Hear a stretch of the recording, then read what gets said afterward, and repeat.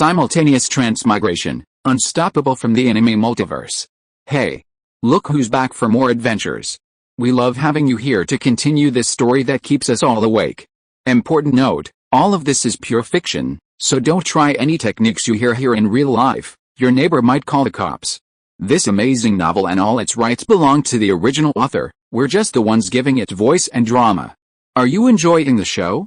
Prove it by subscribing to our YouTube channel and leaving that like that motivates us so much. And if you want VIP access to exclusive content, our Patreon is waiting with things you won't find anywhere else. Chapter 76, single-handedly challenged the 100th floor boss Kayaba Akihiko. Hearing the price of his defeat was so insignificant, Seiya felt even less pressure. So, he nodded without hesitation and said, "Then I won't be shy. If I win, you must agree to one condition. That is, let all trapped SAO players return to the real world." Although he had the ability to share cheats, the feeling of being in the SAO world, where life and death were controlled by others, still irritated Seiya. So, from the very beginning, he had been trying to get Kayaba Akihiko to agree to his condition, and it had been the same. "No problem. I'm the boss of the 100th floor of Aincrad. Even if you don't make this condition, once you defeat me after reaching the 100th floor, I will still abide by our original agreement." Kayaba Akihiko agreed to Seiya's condition without hesitation. As Seiya had said before, Kayaba Akihiko, though cold and ruthless, had a strong sense of contract. Even if Seiya didn't expose him here, he would still let everyone out after the players reached the 100th floor. Besides, since this is a PvP duel, even if you're the game GM, you can't openly use cheats, right? The undeath attribute of the administrator account should also be disabled, otherwise, in this world, even gods can't kill you. As the game GM, Kayaba Akihiko used an administrator account with the undeath attribute set. As long as this setting is not disabled, Kayaba Akihiko will be invincible in SAO. As Seiya said this, his eyes deliberately swept over the players in the strategy group surrounding Kayaba Akihiko, as if to inform them that numbers are meaningless to Kayaba Akihiko. As long as the opponent's undeath attribute is not disabled, even if there are 10 times more players here, they will be helpless, so there is no need to resort to the futile effort of attacking in groups. Of course, since this is a PvP duel, I wouldn't be so brazen as to use that kind of thing. But besides that, I'll retain my level and attributes as the 100th floor boss. So, are you still determined to duel me? Hearing Kayaba Akihiko's words, Seiya, who had previously thought Kayaba Akihiko was a man of the contract, couldn't help but twitch his lips. Damn, this guy wasn't playing by the rules. This was completely different from the story he'd been expecting. If Seiya remembered correctly, after Kirito had revealed Kayaba Akihiko's true identity, Kayaba Akihiko had given Kirito a one-on-one duel, removing his own undeath attribute.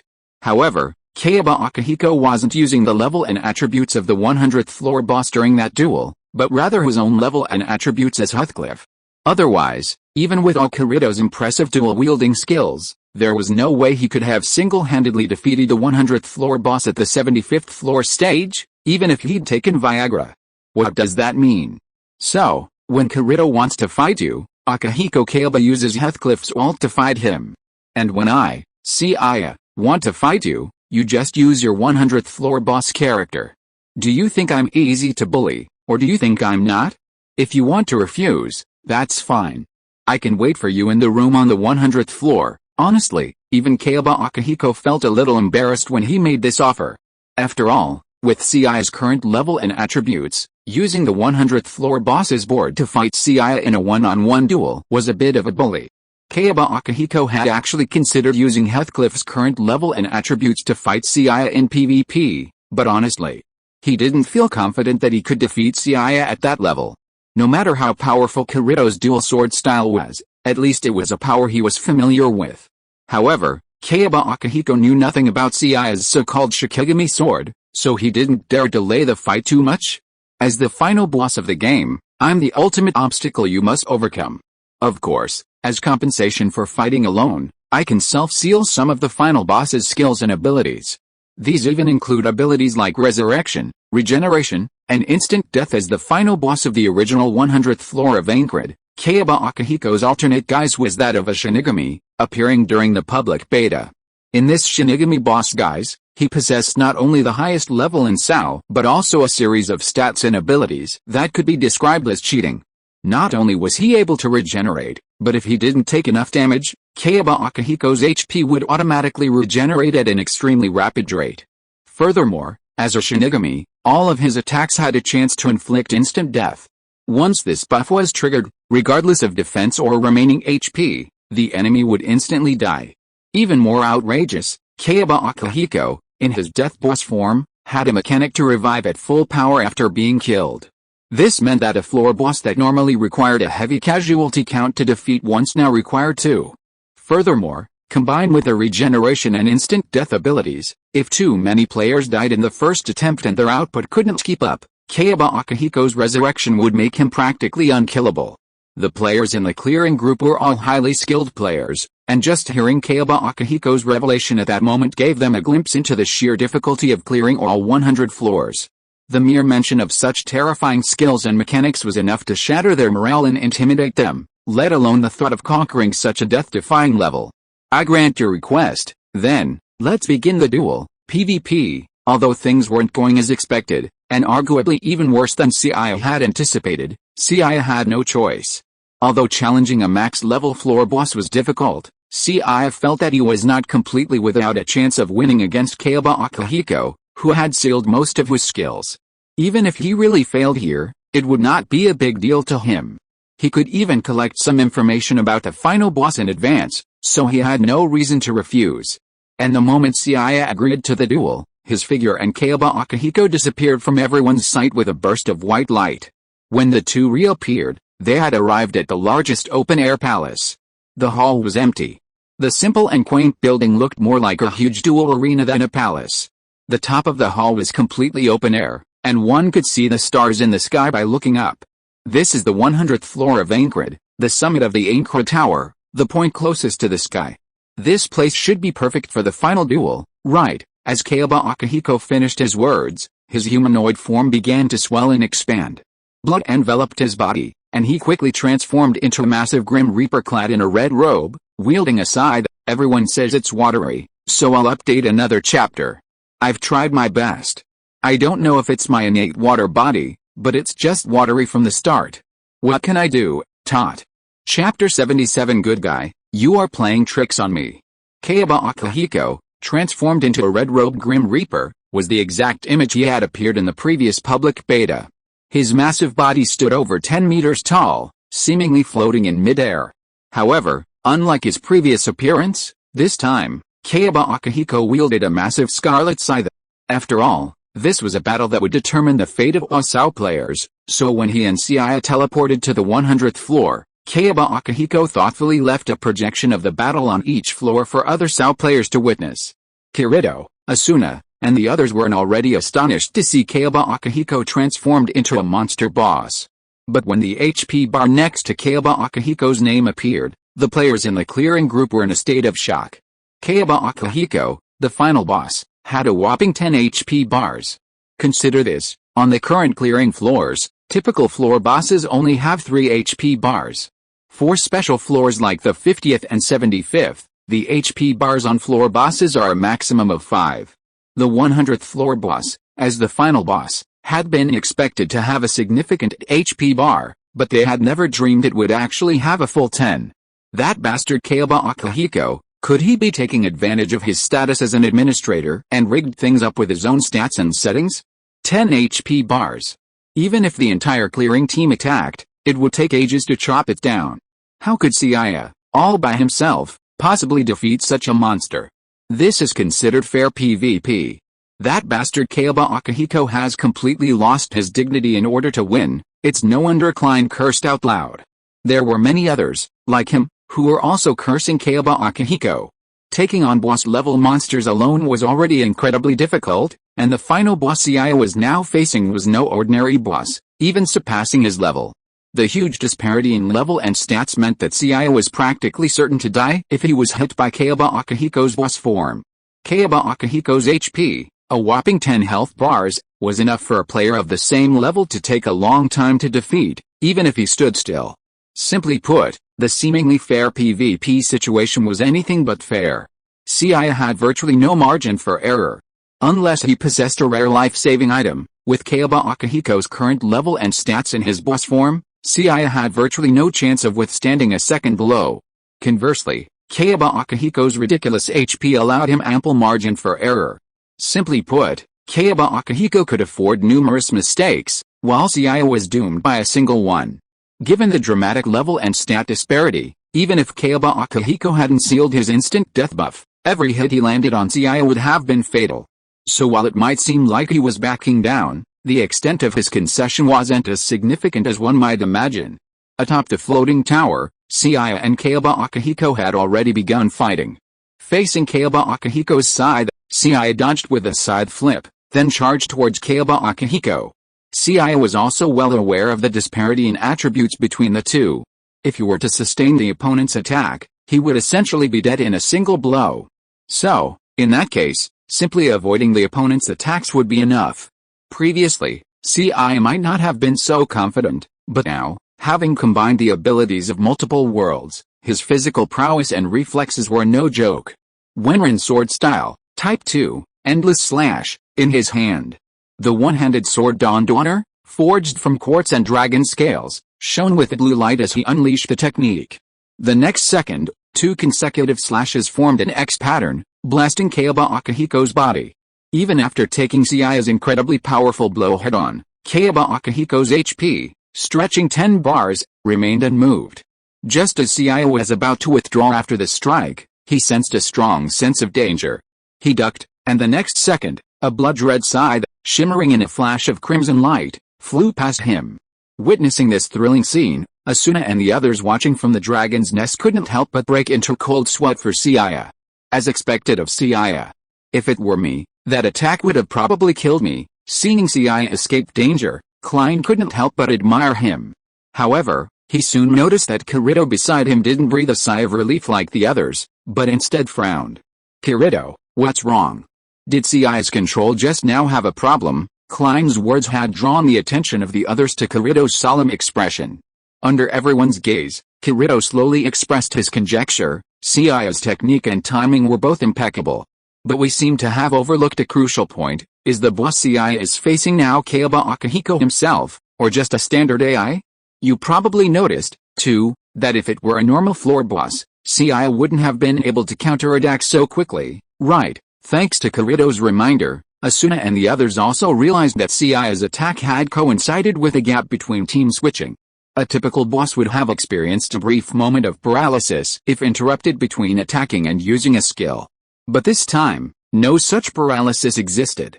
Kayaba Akihiko's Death God boss, despite being attacked by Seiya, didn't freeze. Instead, he reacted quickly, just like a player. Combined with Kirito's words, everyone realized what Kirito was trying to say. The other floor bosses in Aincrad, despite their impressive levels and stats, were computer AI, so their intelligence couldn't rival that of a player. But Kayaba Akihiko, with a boss's dashboard and stats, was using player controls. This wasn't just hell difficulty, it was truly abyssal difficulty. Defeating Kayaba Akihiko was infinitely more challenging than single-handedly challenging other floor bosses. Shikigami Summon, Azure Dragon, Kangjin Long, not only Kirito and the others outside had noticed, but Seiya had also noticed the moment Kayaba Akihiko attacked. Kayaba Akihiko was using the boss's dashboard, but using player-style mechanics to engage him in PvP. But even if he was pissed, so what? In SAO, he was the boss. To return to the real world, he had to play by his opponent's rules. While he was certainly playing dirty, Seiya wasn't a serious player. Chapter 78, Stars vs. Boss Kayaba Akihiko. Roar, with a resounding dragon roar, a massive golden dragon swirled out from around Seiya and directly entangled one of Kayaba Akihiko's arms.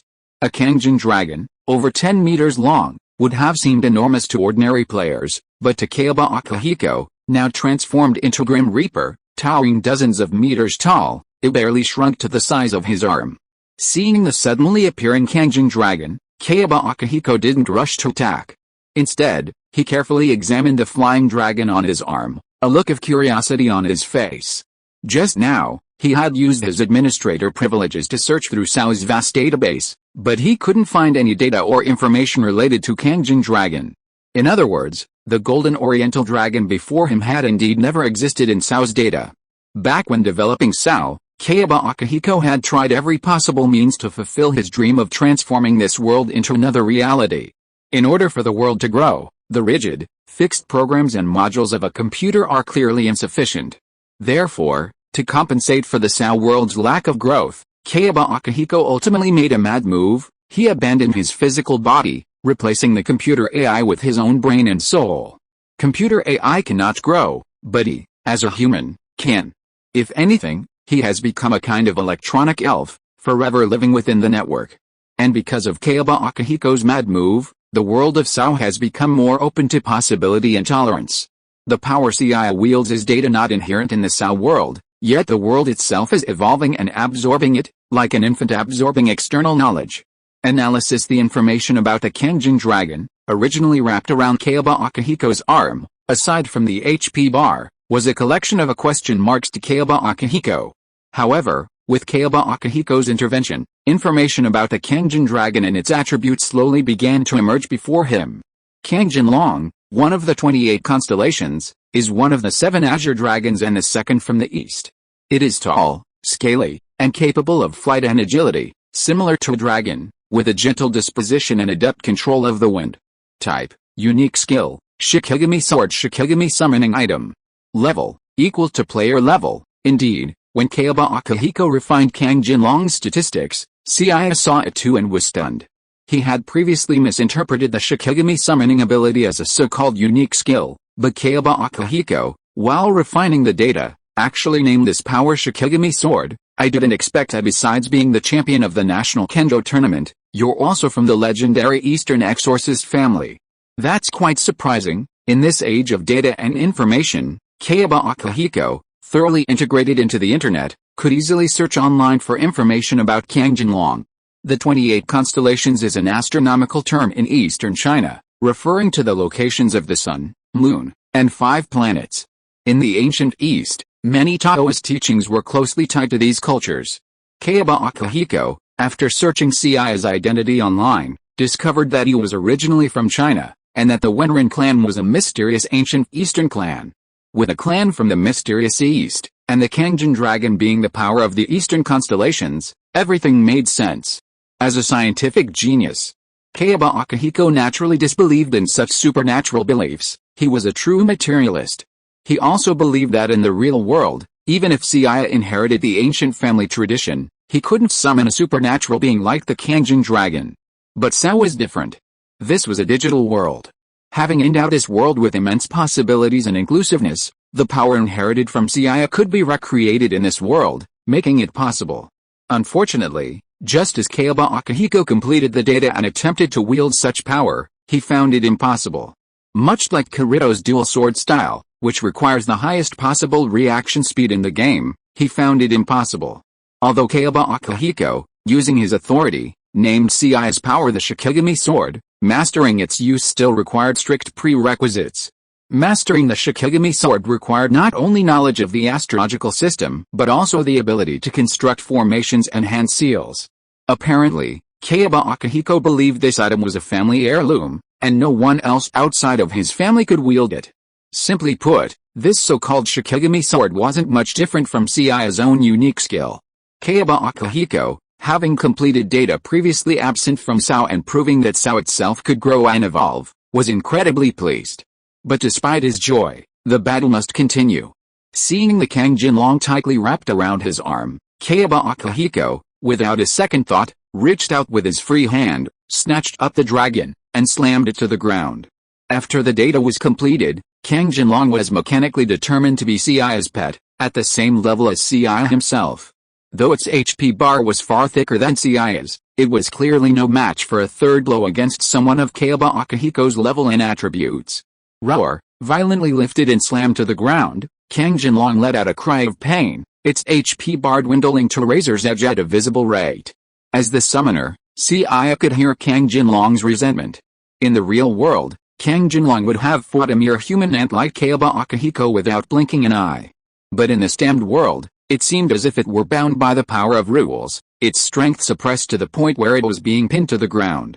However, Just as Kayaba Akihiko slammed Kang Jinlong to the ground, and the opponent prepared to finish him off with his scythe, Seiya leaped forward once more, blocking the blow with his one-handed sword.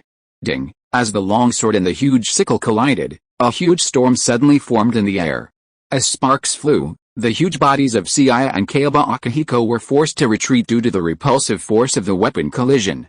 Regardless of level or attributes, Seiya naturally could not compete with Kayaba Akihiko, but he had just used the skill weapon block. The effect of weapon block, as the name suggests, is to use the weapon to force a block. As long as the timing is right, the block effect can be achieved, ignoring the level and attribute differences. Shikigami Summoning, Blue Dragon-Tailed Fire Tiger, Shikigami Summoning, Suzaku Star Sun Horse, Shikigami Summoning, White Tiger Kui Wood Wolf, Shikigami Summoning, Black Tortoise Room Fire Pig. Chapter 79 Kayaba Akihiko, You Are the Boss.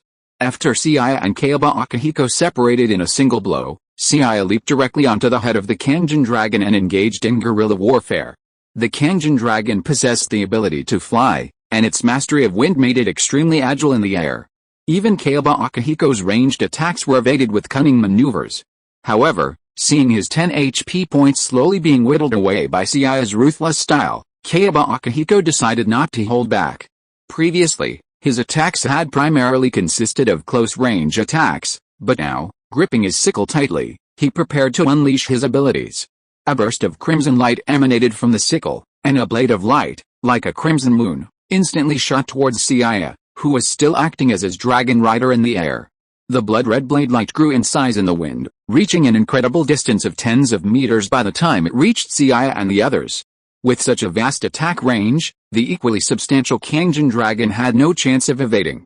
So, when the blood-red blade burst forth, Seiya had no choice but to abandon his chariot to save his king, leaping from the air. He then watched helplessly as the Kang Jinlong was split in two by the blade's ray and vanished into data fragments. There was no other option. In that situation, he had no other choice but to dodge.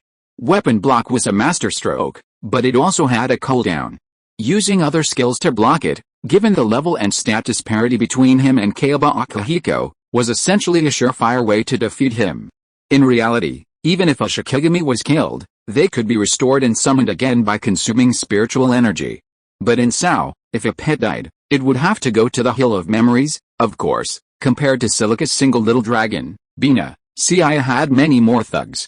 Shikigami Summon Azure Dragon, Tailfire Tiger, Shikigami Summon Suzaku, Star Sun Horse, Shikigami Summon White Tiger, Queen Mu Lang, Shikigami Summon Black Tortoise, Room Fire Pig. 4 magic circles unfolded before Seiya, and a colorful fire tiger, a majestic white horse, a black wolf radiating vitality, and a wild boar with flaming tusks simultaneously appeared before Seiya. As Tailfire Tiger, Star Sun Horse, Queen Mu Lang, and Room Fire Pig appeared, their data quickly appeared before Kayaba Akihiko. As expected, these new creatures summoned by Seiya were also from the 28 constellations. The moment the 4 constellations were summoned, Seiya immediately jumped onto the Star Sun Horse. Howl, a high-pitched wolf howl emanated from Queen Mu Lang, and the ground erupted in vibrant life. Vines and branches grew at a visible rate, completely entangling Kayaba Akihiko. I know many people will complain about Sao's lack of magic after reading this, and I get that, but pets and monsters have their own abilities. The ice dragon on the 55th floor blue ice, the demon on the 74th floor blue fire, and Celia's dragon can restore health. It's just that the sword setting says there's no magic, but in reality, magical elements are present. Just as Kayaba Akihiko was entangled in the vegetation, Tailfire Tiger and Miroha roared simultaneously, their bodies radiating an astonishing heat, and they charged at each other at breakneck speed.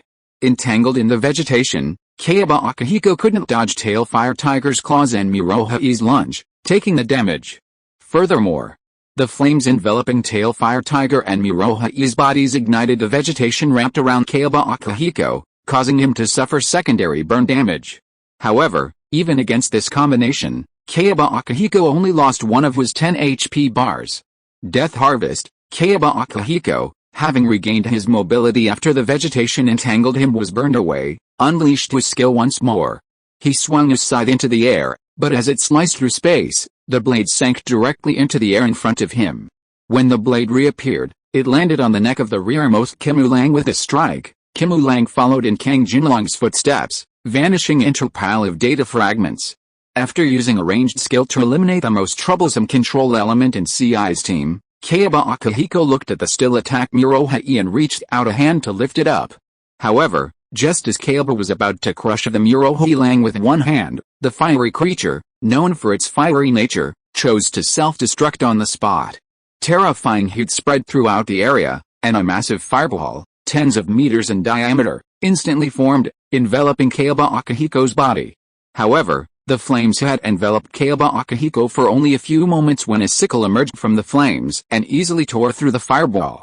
While the fire pig's self-destruction had indeed caused damage to Kayaba Akihiko, the damage was limited, and outright killing him was out of the question.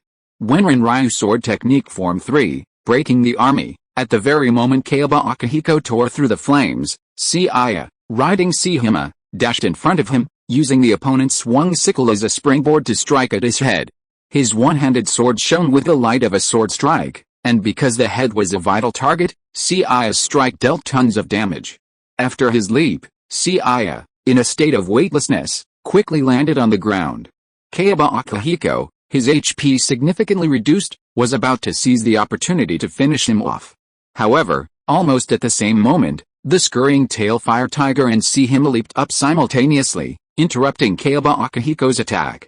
By the time Kayaba Akihiko dispatched Tailfire Tiger and Star Horse with a cross/scythe, Seiya had already landed and began moving at high speed, continuously forming hand seals. Summon Shikigami, Azure Dragon, Kinoki Jiao, Summon Shikigami, Azure Dragon, Heart Moon Fox, Summon Shikigami, White Tiger, Pleiades, Summon Shikigami, White Tiger, Buu, Summon Shikigami, Suzaku, Golden Goat, Summon Shikigami, Suzaku, Winged Fire Snake, Summon Shikigami, Black Tortoise, Hiyori Rat, Summon Shikigami, Black Tortoise, Ox Taurus. After Kayaba Akihiko dispatched Tailfire Tiger and Star Horse, and saw the numerous constellations summoned before Seiya, he was stunned. He even felt that his earlier decision to seal off powerful abilities like Resurrection had been a bit hasty. Chapter 80, A Fierce Battle, The Final Desperate Fight. Under normal circumstances, Seiya wouldn't be able to control so many Shikigami simultaneously. Even after sharing their powers, Seiya in Tokyo Raven's world could only control 3 at a time. After all, controlling Shikigami simultaneously consumes spiritual energy, but this being in a game world, the situation is completely different. Seeing 8 more constellations summoned before Seiya, Kayaba Akihiko was completely stunned. He felt like he was in an RPG, diligently grinding through levels. Kirito and the others, watching from the 55th floor of the Dragon's Nest, fell silent as Seiya commanded a vast number of constellations to charge towards Kayaba Akihiko. Klein had been the loudest voice, even calling Kayaba a shameless scoundrel with no sense of fair play. But now, looking at the scene before him, he simply fell silent. After all, Kayaba Akihiko was using the boss panel to engage in PvP with Seiya as a player, so it made sense for Seiya to summon a few more pets. What? You said there were too many summoned pets? This isn't PvP at all, it's a group fight. But Klein could only say that Kayaba Akihiko, as the final boss, was destined to be beaten by a group of players. This was merely a precipitate of the event. And what kind of righteousness was there against that shameless old scoundrel Kayaba Akihiko? If it weren't for this bastard, would they have been trapped in this death game for 2 years? Kayaba Akihiko's HP was high, but Seiya's summoned constellations were also constantly fighting. Initially, everyone thought Seiya had no chance of winning against Kayaba Akihiko, the final boss, alone. But now, seeing Kayaba Akihiko's health bar steadily dwindling, all the SAO players began to get excited. After all, according to the agreement between Seiya and Kayaba Akihiko, if Seiya could defeat him in this duel, they would be able to return to the real world. Since being trapped in this death game, they had spent nearly 2 years, from the first floor to the current 75th floor. The remaining 25 floors proved significantly more difficult than the previous ones. While 2 years of clearing had acclimated SAO players to the current state of affairs, and they were becoming increasingly experienced in defeating floor bosses, each boss clearing still resulted in casualties. How long would it take them to clear the remaining 25 floors, from 75th to 100th? By the time they reached the 100th floor, how many players would be left? Kayaba Akihiko's currently revealed skills and mechanics were already formidable, leaving them despairing. By the time they reached the 100th floor, facing Kayaba Akihiko, who possessed even more powerful abilities like resurrection and regeneration, would they truly have any hope of defeating him? Watching Seiya on the projection screen, constantly chipping away at Kayaba Akihiko's HP with various methods, the entire SAO community began cheering for him, praying from the bottom of their hearts that he would defeat this demon. On the 100th floor of Aincrad, atop the floating tower, the entire hall was a shambles from the battle. In his battle with Kayaba Akihiko, Seiya continuously summoned constellations to coordinate his attacks, ultimately reducing Kayaba Akihiko's ridiculously low HP to just below the lethal threshold. Seiya, however, had paid a heavy price. All of his 28 constellations had been slain by Kayaba Akihiko, leaving him alone. According to the information I've searched, all 28 constellations should have appeared just now. You shouldn't be able to summon any more help now. Despite his own HP being reduced from 10 to a mere sliver, Kayaba Akihiko remained confident as he looked at Seiya. The level and stat disparity between the two was significant. Even with only a sliver of HP remaining, based on the damage Seiya had previously inflicted, Kayaba still had a reasonable margin of error. While Seiya's HP remained in the safe green zone, Kayaba Akihiko's victory conditions remained unchanged from the beginning. A single hit would instantly kill Seiya. Now that the constellations that served as shields and obstacles were gone, the ensuing battle would be a true one-vote one. I certainly don't have any other Shikigami to summon, but with the consumption of those constellations, I have a chance of killing you now, don't I? Death Harvest. The battle reached its final, fiercest point, and Kayaba Akihiko took the lead, launching his long-range scythe harvesting skill. Seeing Kayaba Akihiko swing his scythe into the air, Seiya, already knowing what his opponent was about to unleash, broke into a sprint. His constant summoning of constellations to battle Kayaba Akihiko wasn't simply to deplete his HP. Throughout the fight, Seiya also observed Kayaba Akihiko's various skills with a distracted eye. Seiya didn't care about the power of his skills, as Kayaba Akihiko's level and stats meant even a simple basic attack could dispatch him. Rather than focusing on the power of his skills, Seiya was more concerned with Kayaba Akihiko's fast, unpredictable attacks, and his vast, unavoidable area of effect attacks. This move, Death Reaper, was one of the ones Seiya had been wary of. Because the scythe suddenly erupted from the surrounding space, predicting its direction and timing was difficult. However, Seiya's previous observations revealed a countermeasure, continuous high-speed movement. Seeing Seiya's sudden sprint, Kayaba Akihiko seemed to have guessed what he was thinking, and the next moment, a scythe gleaming with cold light suddenly pierced the air and sliced directly towards Seiya's feet. The moment the scythe appeared at his feet, Seiya's smile curled up, for he had already anticipated what Kayaba Akihiko would do. So the moment the sickle appeared, he jumped on one foot and leaped directly to a palace pillar beside him. Boom! The bright red sickle that originally appeared in front of Seiya's feet swung in the air, but the vacuum slash it created directly cut through the palace pillar next to it. Just as the stone pillar was about to fall to the ground, Seiya ran on the stone pillar at an astonishing speed. Before the stone pillar completely collapsed, Seiya, who had already reached the end, kicked back with both feet and shot directly in front of Kayaba Akihiko. Seiya, who had lost his Shikigami, had no means of long-range attack. If he wanted to wear down Kayaba Akihiko's last bit of HP, he had to give it a try. Chapter 81, Victory or Defeat, Mutual Destruction? Amazing physical prowess. I never imagined that you, the national kendo champion, possessed not only exceptional swordsmanship but also such astonishing taijutsu abilities. But you're naive? Did you think I didn't anticipate you'd choose to risk your life and approach me? Seeing Seiya sprinting across the collapsed stone pillars, Kayaba Akihiko was also filled with astonishment. Clearly, he hadn't expected Seiya to possess such exceptional physical prowess beyond his kendo skills. With such impressive physical prowess, he wouldn't have had to falter in dealing with his attacks before. His behavior was likely intended to paralyze himself. Yet, Kayaba Akihiko was also a cautious person. Having lost his Shikigami, he had long anticipated that Seiya would do everything in his power to close in on him. The reason was simple: in the SAO world, ranged attacks were few and far between, and facing Seiya, who possessed numerous control and ranged abilities, if he didn't close the distance, he wouldn't have even a sliver of a chance of victory. Watching Seiya leap high, About to strike him dead, Kayaba Akihiko slowly extended his free hand and conjured a shield from thin air. Have you forgotten? My unique skill, Holy Sword, and my two-handed dual sword style. I'm supposed to wield a weapon in one hand and a shield in the other. Hearing Kayaba Akihiko's words, not only did Seiya's mouth twitch as he leaped into the air, but the players in the clearing group watching on the 55th floor erupted in outrage. That bastard Kayaba Akihiko is completely shameless in his pursuit of victory. Isn't he the final boss? What boss would use a player's unique skill? If you can't handle it like that, why didn't you agree to PvP in the first place? How can this be fair? Putting aside Kirito's scowl, Clay was furious. He knew Kayaba Akihiko would take a few beatings from him. Using the boss panel to fight PvP was fine. After all, Kayaba Akihiko was the final boss. As the final boss, Kayaba Akihiko replaced the AI, manipulating the boss module to fight Seiya. While the crowd was somewhat indignant, they ultimately tolerated it. But now he's even using a player-only unique skill. That's truly shameless. Is Kayaba Akihiko still a player or a game monster? He's not a 2-in-1, is he? Seiya was clearly on the verge of victory, and their hopes were high, but this Kayaba Akihiko kept increasing his power mid-fight, shattering their hopes once again.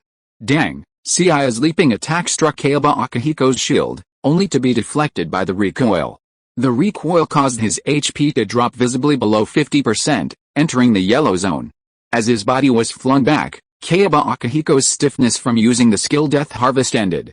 He once again tightened his grip on the crimson side and slashed down at Seiya, who had no foothold in the air. Had he been on the ground, Seiya's reaction speed and physical ability would have allowed him to maneuver against a blow. But now, in midair, dodging was impossible. Seeing the massive scythe approaching, the spectators almost closed their eyes, unable to bear it, as if they had already foreseen the outcome. Weapon block, ding. As the blood-red scythe approached Seiya with a piercing force, Seiya noticed that one of his skill icons had returned to cooldown and, without hesitation, gripped Dawnbringer and unleashed a powerful blow. Sparks flew from the crimson side and the azure one-handed sword as Kayaba Akihiko's massive body retreated, and Seiya's body plummeted to the ground. Weapon block ignores level and attributes to block, but damage from falling cannot be avoided. Because of this, Seiya's HP, already in the yellow zone, plummeted to 10% in the red due to falling damage. Using items to recover is prohibited in PvP, and seeing Kayaba Akihiko falling back due to weapon block, Seiya didn't hesitate and threw the Dawnbringer. Sword throw, like weapon block, is a basic, general-purpose skill. Because it's not very powerful and the weapon throw is no different from being unarmed, many players don't even bother learning it. However, Seiya learned it and reached a very high level. At this point, it was practically the most effective skill. The violently thrown Dawnbringer shot towards Kayaba Akihiko's head like a streak of light at astonishing speed. The damage calculation of sword throw is based on the user's level and the weapon's level. Combined with a bonus from critical hits, a single strike would be enough to completely deplete Kayaba Akihiko's HP. As Seiya hurled his Dawnbringer, a weapon he had been using for a while now, the SAO players watching the match rekindled their hopes. But just as the Dawnbringer was about to strike Kayaba Akihiko, he too swung his scythe, deflecting Seiya's thrown one-handed sword. Seiya wasn't the only one who could use weapon block, Kayaba Akihiko could do the same.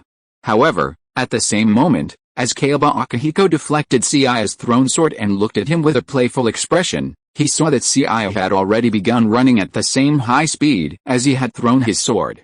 While Kayaba Akihiko focused on his thrown sword and deflected it, Seiya once again rushed in front of him at an astonishing speed. Kayaba Akihiko, who had just used weapon block, was still momentarily frozen from swinging his scythe. Seizing this opportunity, Seiya leaped directly at Kayaba Akihiko's arm, quickly running across it. The one-handed sword, previously deflected by weapon block, spun in mid-air before being caught once more by Seiya's outstretched hand. Seeing this, Kayaba Akihiko had no idea that all of this had been part of Seiya's plan. Everything he had done was preparation for this final blow. He had already used his unique skill, and his long range and other abilities were still on cooldown. Even his last-ditch weapon block was gone. How could he possibly withstand Seiya's relentless attack? Wenren Seiya, I didn't expect you to be so determined, but I won't surrender just like that. Don't forget, this isn't just any PvP. Even if we both perish, those players can return to the real world, But with your HP depleted, are you so sure you can survive in the real world? If you are listening to this novel on a channel other than Fanfic World, it means it was downloaded and re-uploaded without effort. We warmly invite you to visit our channel, Fanfic World. There you will find the original version of this story and many other novels of various genres. We look forward to seeing you dive into a world of incredible novels. Chapter 82 Entrustment, the Seed of the Virtual World. Watching Seiya approaching, Kayaba Akihiko attempted to dissuade him with words. Not everyone possesses the selfless spirit and the determination to brave life and death. If even the slightest hesitation from Seiya at this moment were to occur, Kayaba Akihiko's chance would arrive. Unfortunately, Seiya, now clutching the Dawnbringer, held an unwavering gaze, unwavering in the slightest. After a brief moment of paralysis, and seeing Seiya so close, Kayaba Akihiko realized he could no longer change the outcome, so he too swung his scythe at Seiya. When Rinryu's swordsmanship formed for Morningstar, Seiya charged at high speed, his speed increasing until, sword and body alike, a brilliant star pierced Kayaba Akihiko's head. Simultaneously, Kayaba Akihiko's final swing of his scythe pierced Seiya's chest. Both men's HP plummeted below the critical threshold as their respective attacks impacted. However, according to the rules of PvP, Seiya should have been the victor. Although both players' health bars were depleted, Kayaba Akihiko died before him. It was Seiya's Dawnbringer that first pierced Kayaba Akihiko's head, and then the scythe he dropped, piercing Seiya's chest. Although the time difference between the two attacks was almost the same, the final result of the damage calculation was clear. And just as Seiya and Kayaba Akihiko exchanged one-on-one, a blinding white light instantly enveloped their figures, spreading from the center and quickly enveloping all of Aincrad. In the vast white space, Seiya once again encountered Kayaba Akihiko, but this time he was neither Heathcliff nor the boss-like Grim Reaper, but a human in a white coat. I didn't expect that even after resorting to cheating, I still lost. As agreed, I've already sent the other SAO players back to their original worlds. I only left you here to chat with you and entrust you with something. Seeing Kayaba Akihiko appear before him, Seiya wasn't surprised. He remembered a similar scene after Kirito defeated Kayaba Akihiko. But Seiya wasn't Kirito. He had neither the interest nor the time to chat about dreams with a mad scientist. If he remembered correctly, the others' consciousnesses had indeed successfully returned to their physical bodies after Kayaba Akihiko's defeat. However, a certain individual named Sugo Nobuyuki had imprisoned the consciousnesses of 300 players, including Asuna, in another stealth virtual game, Allo, to conduct illegal and inhumane brain experiments. If you want to talk about dreams, I suggest you go talk to that guy Kirito. I think you two might resonate on some level. But unfortunately, in my eyes, no matter what excuses you use, your actions are simply inexcusable. Dreams? For the advancement of humanity? That's just a high-sounding excuse. Those players imprisoned in SAO, and even dying within it, why should they buy into your so-called dreams? And now there's another guy, even more deranged than you, who has imprisoned the consciousnesses of many players in the same way and is even planning to use them for brain experiments. So I don't have time for you. If Seiya hadn't been in the game space, where he couldn't control himself, he would have given Kayaba Akihiko a few smacks and walked away. Unfortunately, as long as he remained in the real world, Kayaba Akihiko still had the final say. Hearing Seiya's words, Kayaba Akihiko was visibly stunned. Then, after using his privileged access to search the internet, he discovered that everything was just as Seiya had described.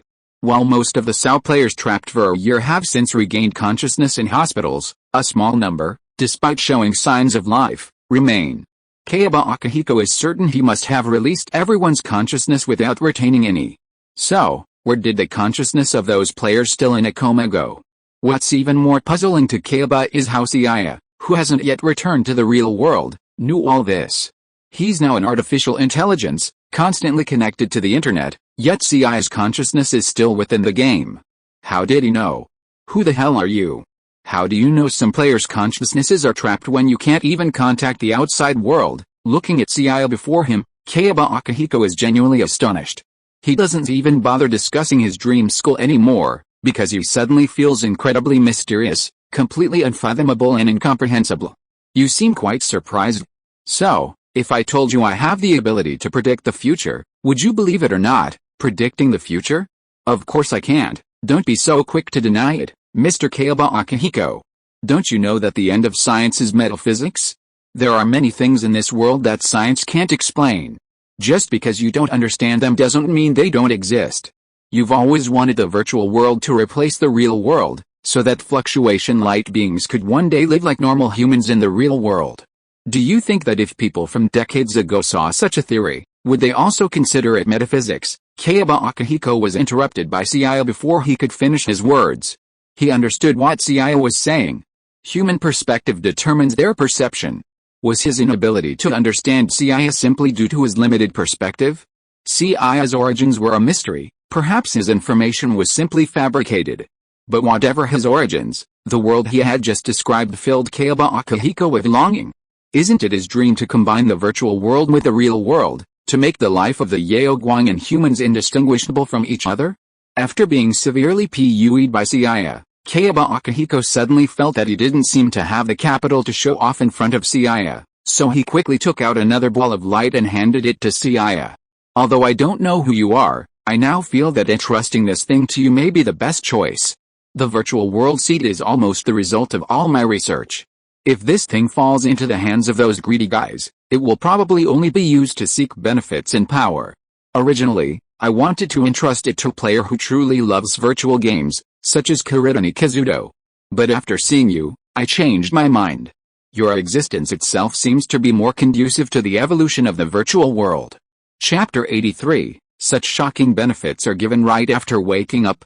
Tokyo District, on the second floor of Winrin Kenjutsu Gym, in Seiya's room. Seiya, who was wearing a full set of instruments and had nutrient solution hanging from his arm, suddenly opened his eyes on his bed. Beside Seiya's bed, a beautiful figure was facing away from him, wiping her body with a wet towel, obviously not noticing Seiya who had woken up behind her. Cough, cough, cough, cough. Seiya had never expected that after being trapped in Sao for 2 years, he had just opened his eyes and the World Mother had arranged a huge benefit for him. Hearing the cough coming from behind, Kirito Sukuha thought she was hallucinating at first. However, she soon realized that besides herself, the only person in the room was Seiya, who had been in a coma for 2 years, so she quickly turned around with a look of surprise. And it was this time when she turned around and saw Seiya's open eyes clearly, tears instantly filled her eyes. Seiya-san, great! You're finally awake. 2 years. You and Kazuto-san have been comatose for 2 years. The moment Seiya woke up, Kirito Suguha burst into tears of joy. She was so overwhelmed that she even forgot how she was dressed and embraced Seiya, who was still covered in medical equipment. 2 years ago, during the Sao Open Beta, 10,000 players were trapped within the game, causing a public outcry. Kirito and Seiya were immediately rushed to the hospital for treatment. While their consciousness is trapped within the game, their bodies in the outside world still need nutrients. Otherwise, if their bodies die before their consciousness, even if they complete the game, they're doomed. Unlike most other players, Sao players who have been bedridden for long periods and are taking nutritional supplements have become emaciated. However, Seiya, thanks to the shared power of Seiyas from other worlds, has not lost weight despite 2 years of bed rest. Instead, his physical indicators appear incredibly healthy. Because Seiya's health indicators were healthy and his various data were normal, the doctor recommended that his family take him home to recuperate, making it easier to care for him and reducing expenses. As everyone knows, Seiya in this world is alone, so the burden of caring for him falls squarely on Suguha. Since Suguha is only a student herself, she hired a temporary nanny to look after Seiya while she's at school. The nanny's expenses were covered by compensation claims from the electronic equipment manufacturer Argus, while the developers of Sao, including Akihiko Kayaba, were not at fault for imprisoning the players. Agaris, as the manufacturer of the equipment, also bears some responsibility, and it's only natural that the families of the players would later file claims. That morning, Suguha received news at school that her brother, Kazuto Kirito, had regained consciousness. After visiting him at the hospital, she rushed to Seiya's home. However, when the nanny confirmed that Seiya showed no signs of waking up, Suguha felt as if the world had fallen. While at the hospital, Suguha heard her brother, Kazuto Kirito, say that their resurgence was entirely due to Seiya's victory over Kayaba Akihiko. After hearing Kazuto's account of the events, Suguha was undoubtedly filled with excitement and pride. Her brother, Seiya, remained exceptionally capable and reliable, both in real life and in the game, a stark contrast to her useless brother. However, when she asked about Seiya's fate, Kirito fell silent. In Sao, Kirito and the others witnessed Seiya and Kayaba Akihiko's mutual destruction. In Sao, depleting health bars meant death, a rule almost universally acknowledged. So, when Suguha inquired about Seiya's condition, Kirito was unsure how to respond. Seeing Kirito's silence, Suguha sensed something was amiss, and she rushed to Wen's house. Later, upon seeing that Seiya had merely remained unconscious, but the equipment displayed normal readings, Suguha breathed a sigh of relief. According to today's news, her brother Seiya isn't the only player trapped in Sao who remains unconscious. Although Suguha doesn't know the exact cause, as long as Seiya isn't dead, there's still hope for him to wake up. Annoyed, Suguha glanced at the unconscious Seiya and ran downstairs to practice kendo for a while to calm herself. Drenched in sweat, she returned to Seiya's room. Reflecting on Seiya's coma and the absence of others, she simply took off her shirt and wiped herself with a wet towel. This explains the moment Seiya woke up, he was greeted with a delightful scene. Overwhelmed by the sight of Seiya awakening after 2 years, Suguha hadn't realized the severity of her own situation. It had been fine when she turned her back to Seiya. The scene was still evocative, but at least it would pass muster. But now, as she turned, Seiya felt a surge of blood rushing to his nose. 2 years have passed. He's not going to die from blood loss just after waking up. 2 years ago, Kirito Suguha was just a junior high school student, but now she's a high school student. And even though they haven't seen each other for 2 years, Seiya can now confirm that Suguha has developed quite well in those 2 years.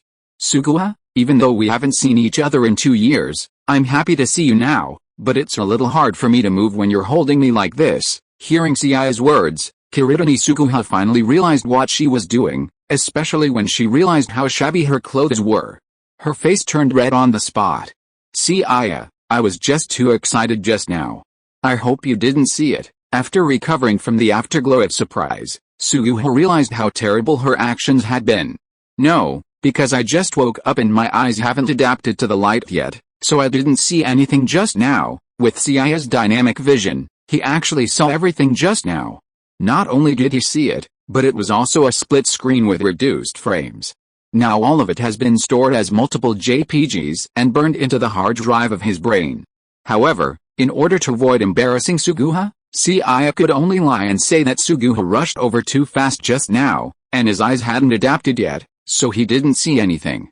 Seiya, you really didn't see it. Seiya, no, absolutely not. I swear at the cost of your brother Kirito being single for the rest of his life. You know we are close friends, so I will never let him down.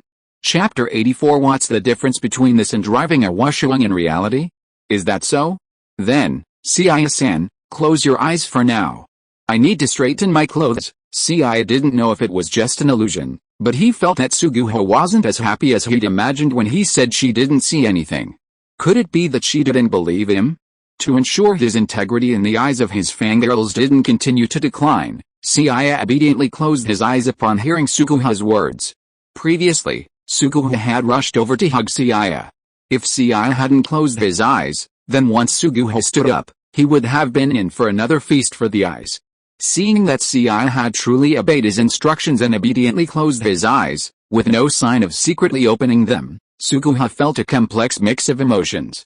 Seiya was still as trustworthy as ever, and while Suguha was pleased, as a man, his ability to remain calm in such a situation made him wonder if he wasn't attractive enough.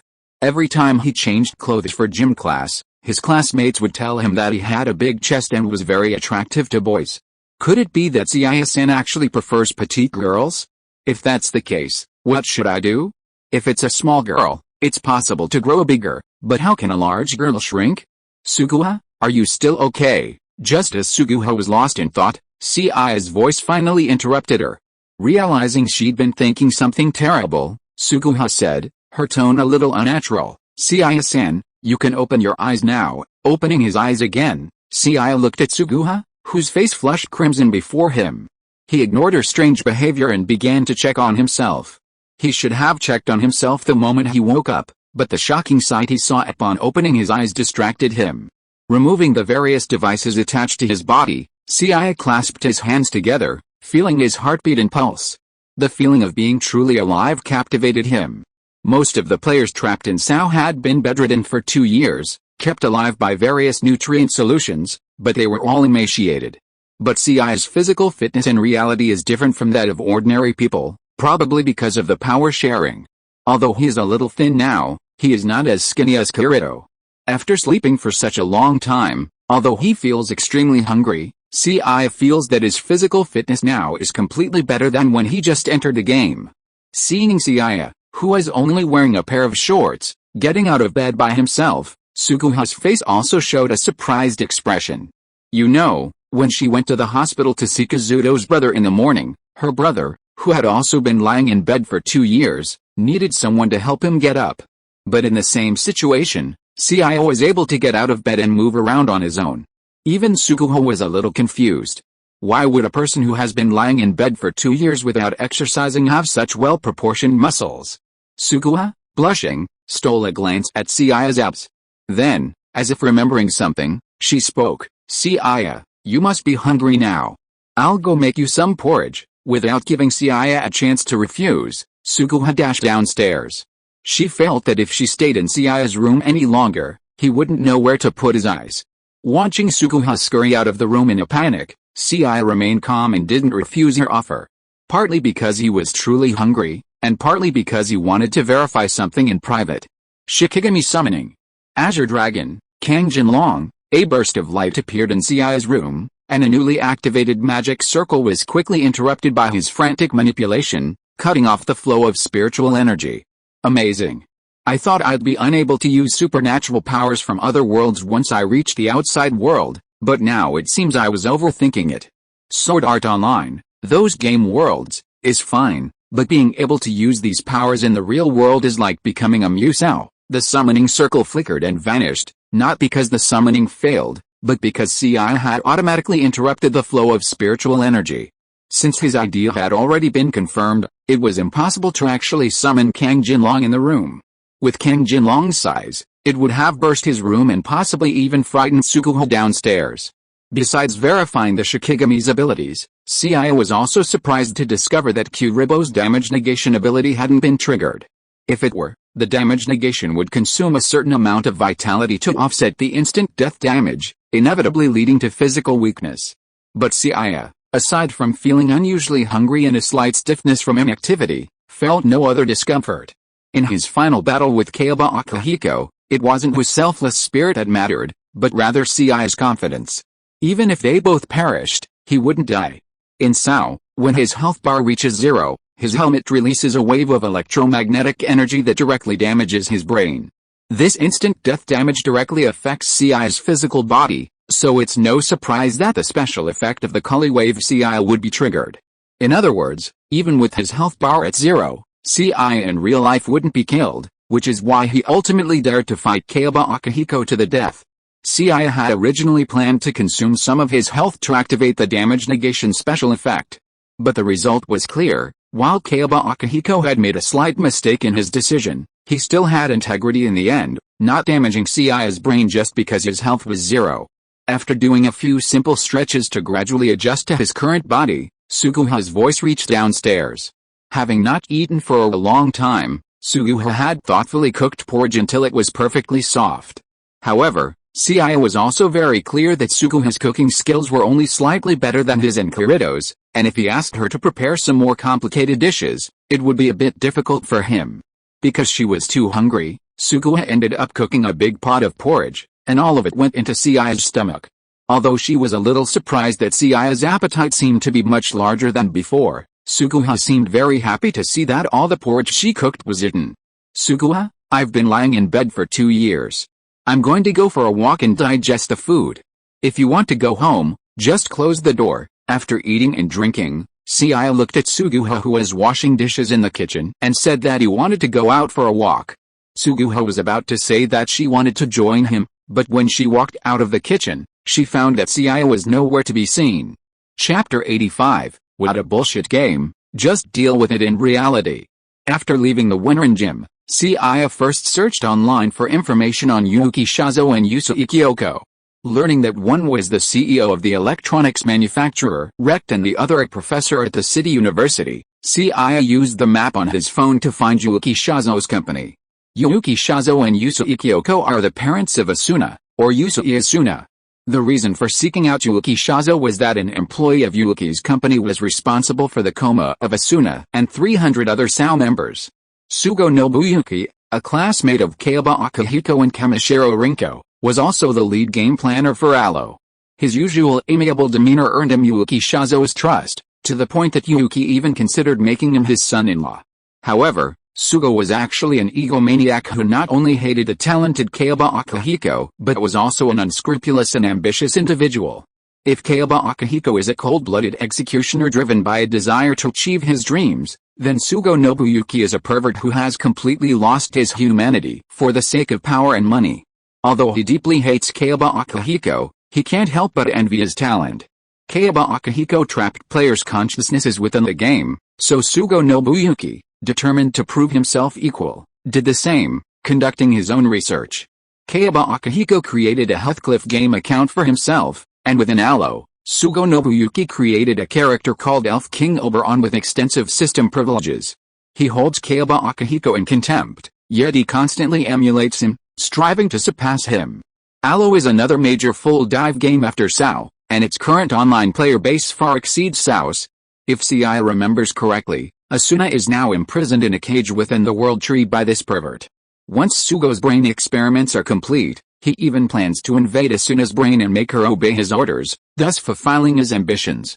Of course, since SAO has only just been cleared, Asuna may be imprisoned, but Sugo's experimental results are not yet sufficient for him to invade anyone else's mind. In the original story, by the time Kirito recovers, searches for Asuna, and then travels to Alo, Fairy Dance, at least several months have passed. Compared to a social elite like Sugo, Seiya is ultimately just an ordinary high school student. Even if he knows everything about Sugo, his words are so insignificant that others may not believe them. If it were Seiya 2 years ago, even if he knew everything, he would probably have to do what Kirito did, seek the cooperation of reporters and then enter Alo to collect evidence of Sugo's crimes. The past was the past, and the present is the present. Seiya's previous attempt to summon a Shikigami at home was simply to see if he had the clout to back it up. If supernatural powers couldn't be used in the real world, and he were just a kendo champion with exceptional physical prowess, Seiya wouldn't have dared challenge social order. But now, he's so powerful, and he needs to play another death game to take down a small-time jerk like Sugo Nobuyuki. Is that a joke? As long as he doesn't challenge the law and alert the authorities, a mere Sugo Nobuyuki is nothing to be trifled with. Alo isn't unplayable, but playing it just for a mere Sugo Nobuyuki is a sheer oversight. Using his phone's map search, Seiya quickly found Rect. However, it was clear that a regular high school student who immediately asked to meet the CEO would be considered a complete idiot. Since normal channels weren't feasible, he naturally had to resort to special channels. After all, with his current abilities, sneaking past security and intercompany wasn't a difficult feat. When Seiya found Yuuki Shazo's office and pushed the door open, the latter was still busy working. When he heard the door open, he thought it was his secretary and said impatiently, "Didn't I tell you? I'm very busy now. If there's nothing important, don't come in and disturb me, Mr. Yuuki is really a busy man. His daughter is now dead or alive, but he still has the mood to devote himself to work." Hearing the voice of Seiya, which was not the secretary he was familiar with, Yuuki Shazo was obviously stunned for a moment. Then when he looked up and saw Seiya, his face was also a little angry and said, "Who are you and how did you get in here? Didn't I tell the security personnel not to let the family members of employees in casually?" Obviously, Seiya's youthful appearance made Yuuki Shazo mistake him for the family member of the company's employees, and at this moment he wanted to get up and kick Seiya out of the office. "First, let me introduce myself. My name is Winrin Seiya, and I'm one of the players trapped in SAO, along with your daughter, Yuushi Asuna. As for why I'm here, it's because of your daughter, Asuna, also known as Yuushi Asuna." Upon hearing Seiya's words, Yuuki Shazo looked him over in surprise, then a look of realization crossed his face as he said, "Asuna's coma, is it you, the one who did it?" It's no surprise Yuuki Shazo came to this conclusion. He'd seen the news today, most of the SAO players had been rescued. However, her daughter, Yuushi Asuna, and some other players hadn't regained consciousness. At this critical juncture, Seiya, a figure of unknown origin, suddenly appeared, knowing his daughter's true identity and their relationship, clearly having conducted an investigation. Mr. Yuuki Shazo, I truly admire your ingenuity. My sudden visit is certainly suspicious, but if you thought I was going to use Yukinari Asuna to gain something from you, would I have appeared before you like this? And you think too highly of yourself.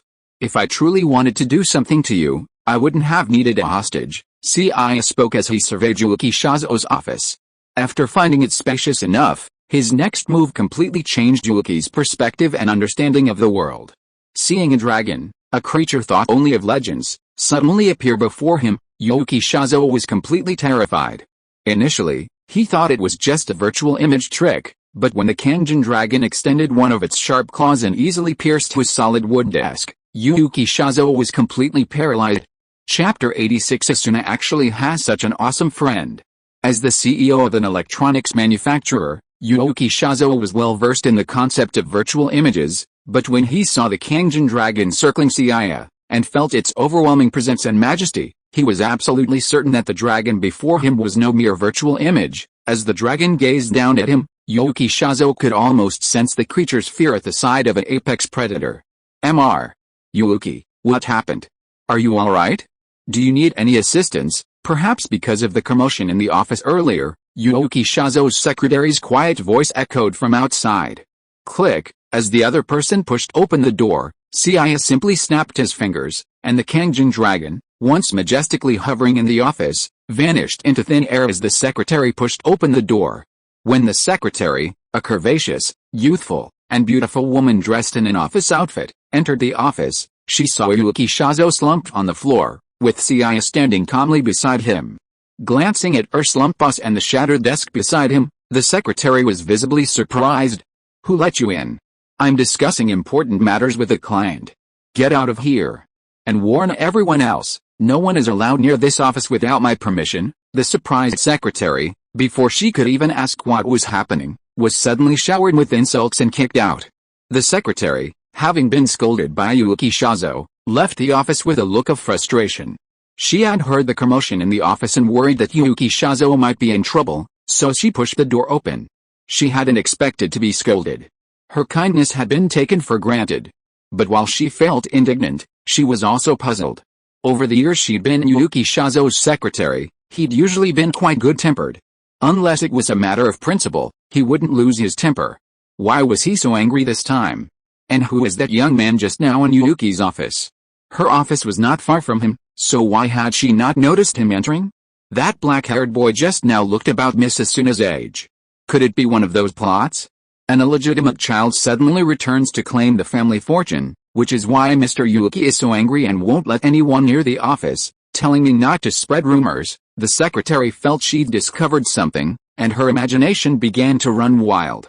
She'd been watching a TV series with a similar plot recently, and she knew that rich people were known for their playful ways. Despite Yuuki Shazo's prim and proper demeanor, he might have more than one illegitimate child. Yuuki Shazo, in his office, clearly hadn't realized that his secretary had imagined him as a wealthy, playful man. But at the moment, he clearly had no time to dwell on such matters.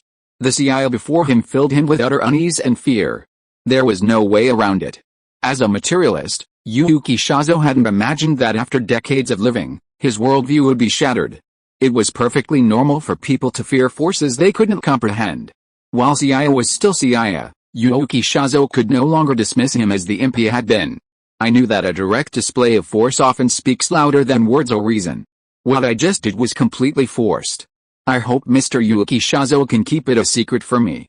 After all, I want a quiet life. Let's get back to the point.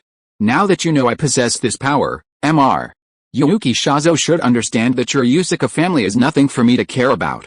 I only came here because I'm Yusuka Asuna's friend, and the reason she's unconscious is ultimately due to you. If Seiya had said he was his daughter's friend a few hours ago, Yuuki Shazo would have frowned, dismissing him as a small-time figure clinging to power. But now, his feelings towards Seiya were completely different. He even felt that his daughter was lucky to have such a powerful friend. Mr. Winran, just call me Seiya. I'm actually a year younger than Asuna. You're his father, and I'm his friend. Using honorifics feels strange. Hearing Seiya's words, Yuuki Shazo felt both relieved and elated. While the other party possessed extraordinary powers, he was clearly not an unreasonable outlaw. And if he and Asuna were so close, then there was no need to worry about the safety of himself and his family. Since you say you're Asuna's friend, I'll have the audacity to call you by your name. Seiya, you said I was the reason Asuna fell into coma. What's going on? Yuki Shazo no longer questioned whether Seiya was deceiving him. After all, as Seiya had said, while their marriage was a small fortune, it was nothing compared to a true tycoon like Seiya. Even within Tokyo, there were countless people richer and more powerful than the Yusaka family, not just throughout Japan. To say Seiya had designs on them was a gross overstatement. But if Seiya hadn't lied, Yuki Shazo couldn't understand why his daughter's inability to wake up was his fault. Haven't you noticed? The stealth devices used by the 300 players, including Yusaka Asuna, are controlled by your company, Rect. If there wasn't some shady manipulation, why did everyone else wake up, while those under your supervision remained silent? 2 years ago, in an effort to find a way to free the consciousness of SAO players, major electronics manufacturers had also conducted research on stealth devices. Rect, a well-known company in the industry, was naturally one of them. However, 2 years passed, and the technicians at the major electronics companies were at their wits' end, so the plan ultimately fell through. Now, after being reminded by Seiya, Yuki Shazo suddenly remembered that because of his relationship, the players assigned by their Rect did include his daughter Yukinari Asuna. Chapter 87. Do you know that there is a mole in your company? Seiya, are you saying that those who are still unconscious are the players we Rect was responsible for back then? The culprits who caused those players to remain unconscious are the internal personnel in charge of research at Rect back then. Because it's been 2 years, most people have probably forgotten about this incident. Furthermore, due to the deaths of some players in the game, the number of players they were initially responsible for doesn't match the number of players currently unconscious, leading many to overlook this commonality. However, most people probably wouldn't have thought that these comatose SAO players were connected to Rect. To imprison players' consciousnesses, you must at least have access to the stealth terminals they use. Besides the hairdressers Argus and the players themselves, the only ones who have access to those terminals are you, the ones who attempted to free them 2 years ago. The list of players you were responsible for has likely been destroyed by someone with ulterior motives, so I won't waste your time searching for the traitor. Let me put it bluntly, the person who has imprisoned the consciousnesses of 300 players, including your daughter Yusa Asuna, in Alo is none other than Nobuyuki Sugo, whom you highly value and trust. Yuki Shazo was visibly surprised when he heard what Seiya said. When Seiya had just said that someone within their organization was responsible, many names flashed through his mind, but Nobuyuki Sugo was not one of them. The reason was simple, he had always remembered Nobuyuki as kind and honest, and he had made significant contributions to the company over the years, earning him immense trust. Even Yuki Shazo had considered arranging a marriage between him and his daughter, Asuna, but now Seiya had told him that Nobuyuki Sugo was the traitor. It's because you think it's impossible, and you place your trust in the man who imprisoned your daughter, that I'm saying that it was you who caused Asuna's coma. If you want to know if Nobuyuki Sugo is the traitor, wouldn't you just test him? As his boss, it shouldn't be difficult for you to set him up, right? While it wouldn't be difficult for me to just kill that scumbag, as I have said before, I don't want to attract official attention and just want a peaceful life. So, the best solution is to ask for your cooperation. With the skills of businessmen like you, I'm sure you can set him up and make him spend the rest of his life working on a sewing machine, right? With these words, Seiya prepared to leave. After all, he'd said everything he needed to say. As long as Yuki Shazo wasn't a fool, he'd definitely investigate the truth himself. When Seiya returned, he didn't sneak through the special passage again. Instead, he was politely escorted to the door by Yuki Shazo's secretary. Miss Arimoto, who is that boy just now? Curious expressions crossed the faces of several security guards outside Rect as Seiya departed. As Mr. Yuki's secretary, Ms. Arimoto was a prominent figure within the company. Even with clients, she was rarely seen so polite. Seiya looked so young, yet Ms. Arimoto treated him with such respect. Could he be the heir to some large conglomerate? Don't ask questions you shouldn't. Anyway, if this person comes to the company looking for Mr. Yuki in the future, just notify me to meet him. Secretary Arimoto gave the two curious security guards no warm welcome. Are you kidding? Are you, lolly men like you, supposed to be asking about Mr. Yuki's family affairs? But it must be said, Mr. Yuki's illegitimate son is quite handsome and young. Yuki Shazo was a bit older, and Secretary Arimoto felt he couldn't afford to offend Ms. Kyoko, so he couldn't keep his mouth off. Now it seemed that Mr. Yuki Shazo's illegitimate son was a more suitable target for his pursuit. Bah, what's so great about her? A slut who looks so glamorous, but has been fucked by countless men. That's right, I just saw her slipping a note to that boy. She didn't even take a piss to look at herself, still thinking she's an old cow eating young grass. Watching Secretary Arimoto walk away with her hips swaying and her cat-like steps, the two security guards cursed softly. They also secretly made up their minds that one day they would find a rich woman. After decades of detours, they would definitely make Secretary Arimoto regret her actions today. Meanwhile, Seiya, who was about to walk home, glanced at the contact information on the small piece of paper in his hand and was about to throw it away. But when he thought about the possibility of contacting Yuki Shazo later, he hesitated and put the paper away again. Seiya could swear he hadn't left his contact information just to get some fast food, it was simply to save him the trouble of meeting Yuki Shazo the next time. When Seiya returned home, Yuki Shazo wasted no time and summoned Nobuyuki Sugo to his office to discuss matters.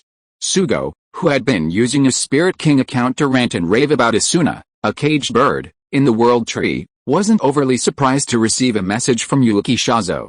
He even sneered at Asuna, who looked at him with disgust, and said, I think it won't be long before you'll be obedient to me. And as long as you're an aloe, no one can save you, not even that naive Seiya you keep talking about. I'm not Kaiba Akihiko. I don't have those naive dreams, nor do I value fair competition. Besides, no matter how powerful Seiya is in the game, he's just a brat in the real world. Even your father has complete faith in me now, so what can an ordinary high school student like him do? Sugo Nobuyuki gave Asuna a mocking look and quickly logged off.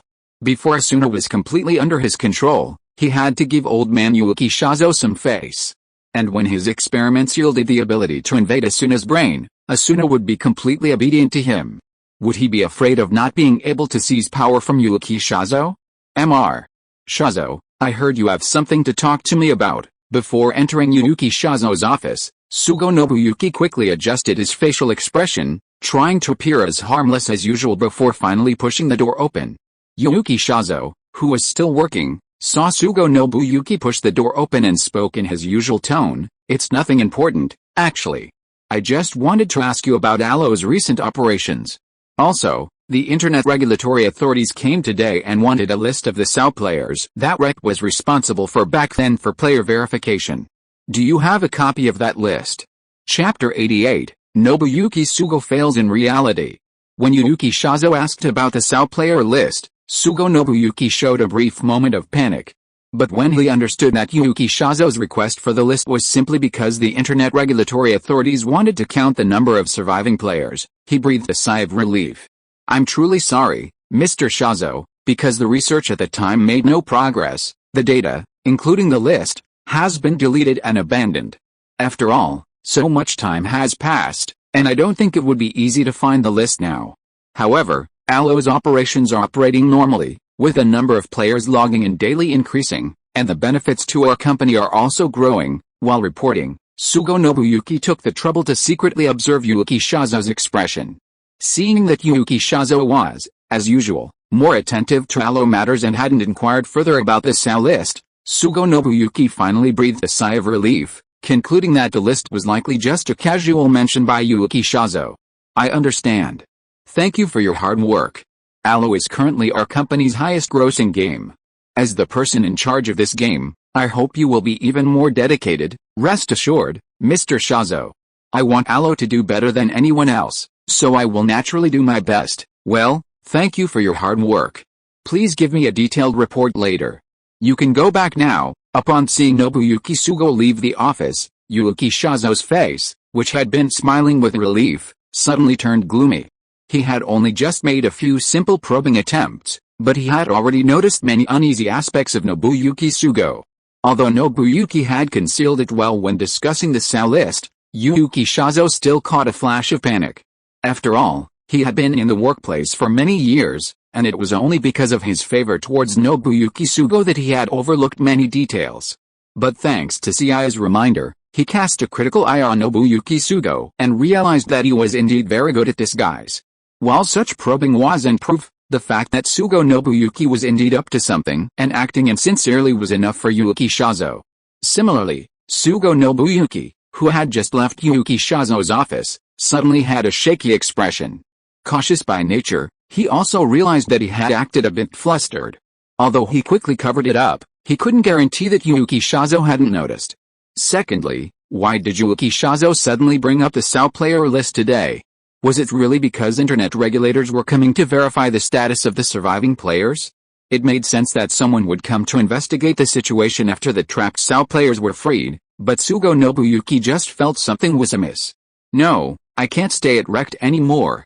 Whether it's just my suspicion or that old fox Yuki Shazo's suspicion of me, I must destroy all my brain supplementation experiment data now and find another job. With my talent, I have no problem getting rejected by those big companies. Once I control Yukinari Asuna, I can come back and find that old idiot. Sugo Nobuyuki didn't know if it was his own suspicion or Yuki Shazo's suspicion, but cautiously, he felt he should flee. He was also confident that even if Yuki Shazo suspected him, it would remain a mere suspicion. Given Yuki Shazo's previous trust in him, he still had plenty of time. As long as he destroyed most of the evidence, even if the other party discovered it later, they wouldn't be able to do anything to him. Even if you were to capture the other party's daughter, Yuki Shazo would have to cover for him. However, Sugo Nobuyuki never dreamed that, having thought he had plenty of time, he had barely made it downstairs when two detectives approached him, flashing their credentials and saying, "Mr. Sugo Nobuyuki, right? We're detectives from the local police station. We've received a report alleging that you're suspected of embezzling company funds. Please come back with us and cooperate with the investigation." He was completely stunned when he heard what the detective said. While he had imprisoned SAO players' consciousnesses and conducted brain experiments, the allegation of embezzling company funds was completely fabricated. "You must have misunderstood. How could I possibly embezzle company funds? Our president, Shazo Yuki, can prove it." Sugo Nobuyuki stopped mid-sentence, realizing belatedly that the embezzlement was all Yuki Shazo's trick. He had previously underestimated the other party's ruthlessness, having acted decisively based on mere suspicion, without even giving himself time to react. "Wait, I'm being framed. I'm a person of social status. You can't just take me back based on one side of the story." Wasn't Sugo Nobuyuki aware of whether he'd embezzled public funds? He wasn't afraid of being investigated, he was worried that during the time he was taken back to the police station, evidence of his other crimes would be uncovered. So, naturally, Sugo Nobuyuki was extremely agitated, even hysterical. "Mr. Sugo, please calm down. We're just following procedure and asking you to come with us for an investigation. We're not arresting you. Please cooperate." Faced with the impartial detective, Sugo Nobuyuki naturally refused to surrender. Just kidding. If he'd truly embezzled public funds, he'd only get a few years in prison at most. But if his imprisonment of 300 player consciousnesses for brain suppression experiments were exposed, his continued survival would be uncertain. And clearly, this was the real world, not Alo. Sugo Nobuyuki wasn't the powerful and influential elf King Oberon, but a mere rookie researcher. Seeing Sugo Nobuyuki's fierce resistance, the two detectives suspected he had something to hide and, without hesitation, subdued him. While Sugo Nobuyuki was being taken away for investigation, his various research and work were also investigated according to procedures. Naturally, Sugo Nobuyuki did not embezzle company funds, which was a false accusation against him. However, the investigation of this case revealed a much bigger scandal.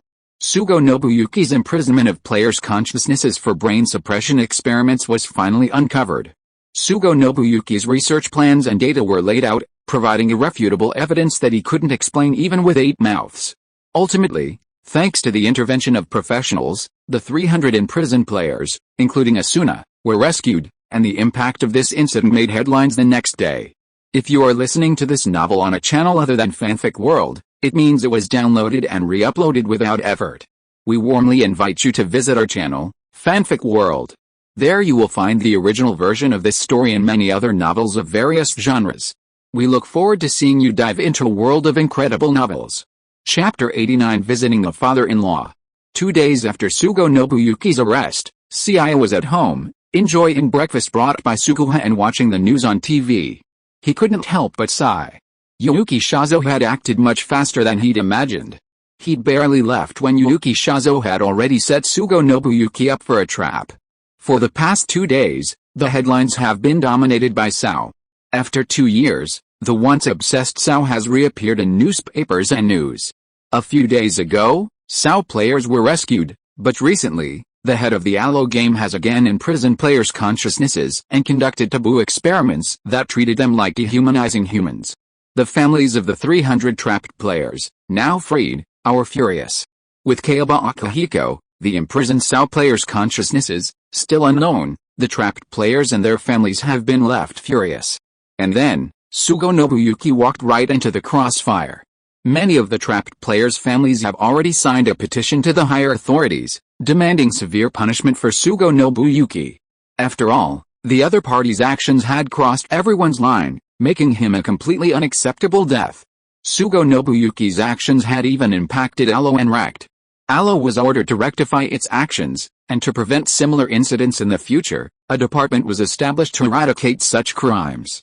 Rect CEO, Shazo Yuki, while innocent of the incident and even implicated Sugo Nobuyuki as the black sheep, was nonetheless single-handedly promoted and heavily trusted by Yuki. Naturally, Sugo resigned over the incident and is now merely a member of Rect's board of directors. That Sugo Nobuyuki deserves to die. It's a shame that Alo, a great game, got dragged down this time, commented Kirito Suguha, who was wiping her desk while watching the morning news. With Seiya and Kirito trapped in Sao, Suguha, who had previously been a bit of a gamer, had taken up full dive in the past 2 years. Alo was the game she'd been playing all along, and she was even considered a master within the game.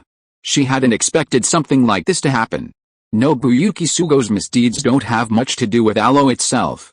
Alo's player base and reviews have always been good, so it'll probably be relaunched soon. Hearing Seiya's words, Suguha, standing nearby, couldn't help but ask with a hint of anticipation, so, when Alo relaunches, will Seiya-san play it too? Alo is a game set in an elf kingdom. While the main character race is elves, they are further subdivided into wind elves, fire elves, dark elves, and beast elves, depending on their racial traits.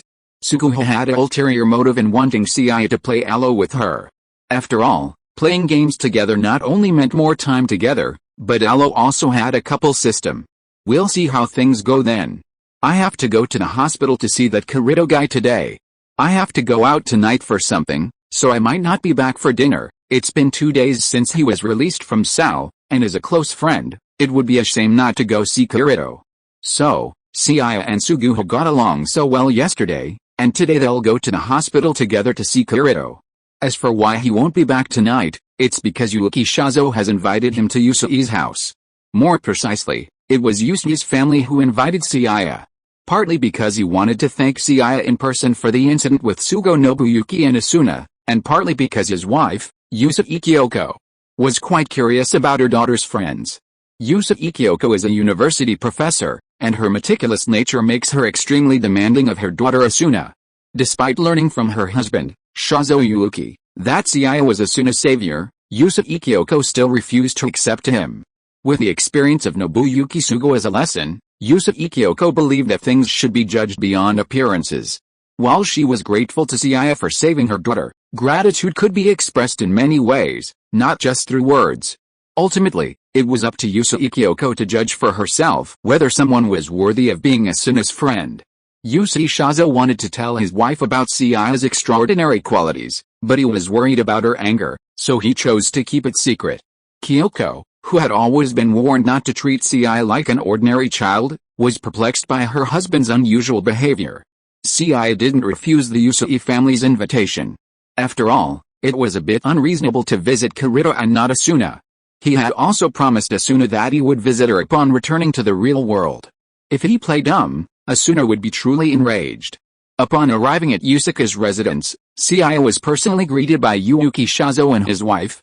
As for Yusuke Asuna, although she had been eagerly awaiting a visit from Seiya, she refused to let him into her room when he finally arrived. Her reason was simple: like Kirito and most other Sao players, 2 years of bedridden life had left them emaciated from lack of nutrition. Kirito might have been a man, but Asuna, a woman, and a beautiful one at that, understandably didn't want Seiya to see her in such an awkward state. However, Asuna, desperate to hear Seiya's voice, asked him to talk with her outside the room, even continuing for hours until she finally fell asleep from exhaustion. Yusuke Kyoko, a university professor, was deeply displeased with Asuna's disrespectful behavior. Having raised her daughter in an elite environment, she considered such behavior a disgrace to the family. Just when she was about to stop Asuna's rude behavior with an unhappy look on her face, she was stopped by her husband Yuki Shazo, who was standing beside her. To be honest, seeing a big man like Seiya actually patiently talking to his daughter for several hours outside his daughter's room, Yuki Shazo was also very excited. Seiya had said before that he and her daughter were friends, and Yuki Shazo thought they were just ordinary friends. But now it seems that this so-called friend is obviously much closer than he thought.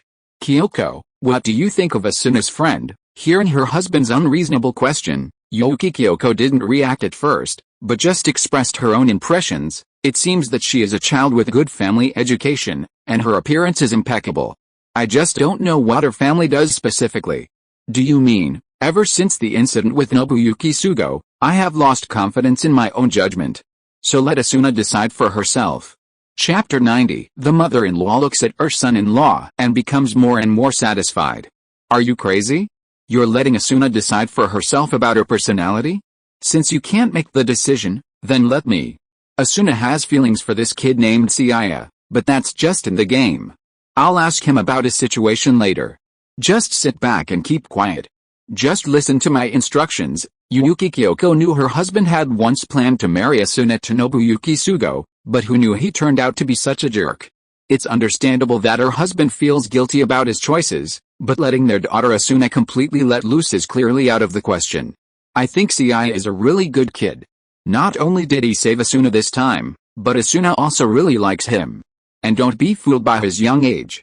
I've met him before, and he's far more mature than most his age. Honestly, I'm not even worried about him being good enough for our daughter, but whether he'll be interested in Asuna. Yuki Shazo felt he knew Seiya's situation much better than his wife did.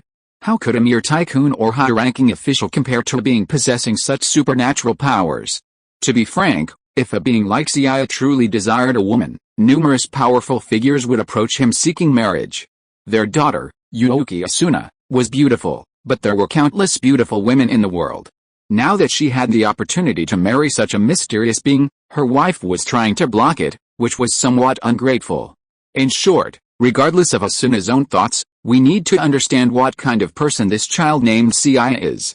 Do you intend to push your daughter into this fire pit again? Yuki Kyoko was actually quite surprised to hear her husband, Yuki Shazo, speak so highly of Seiya.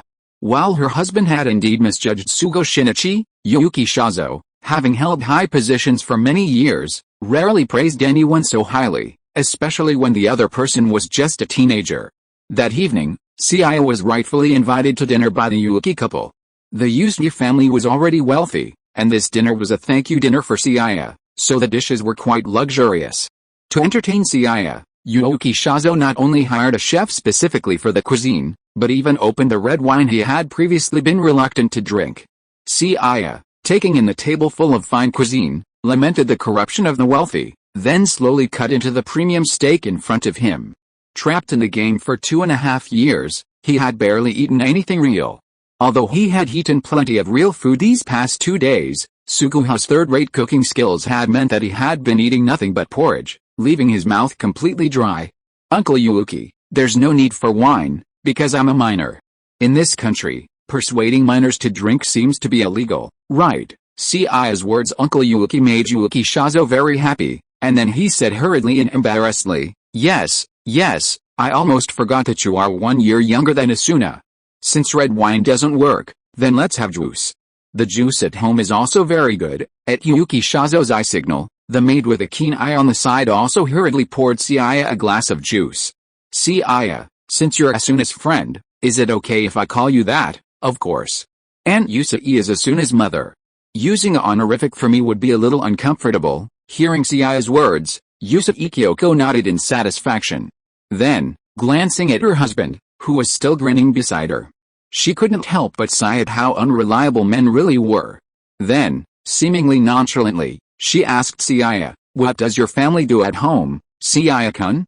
How did you know Asuna? Seiya was stunned by Yusui Kyoko's question, then looked at Yuki Shazo beside him with a hint of surprise.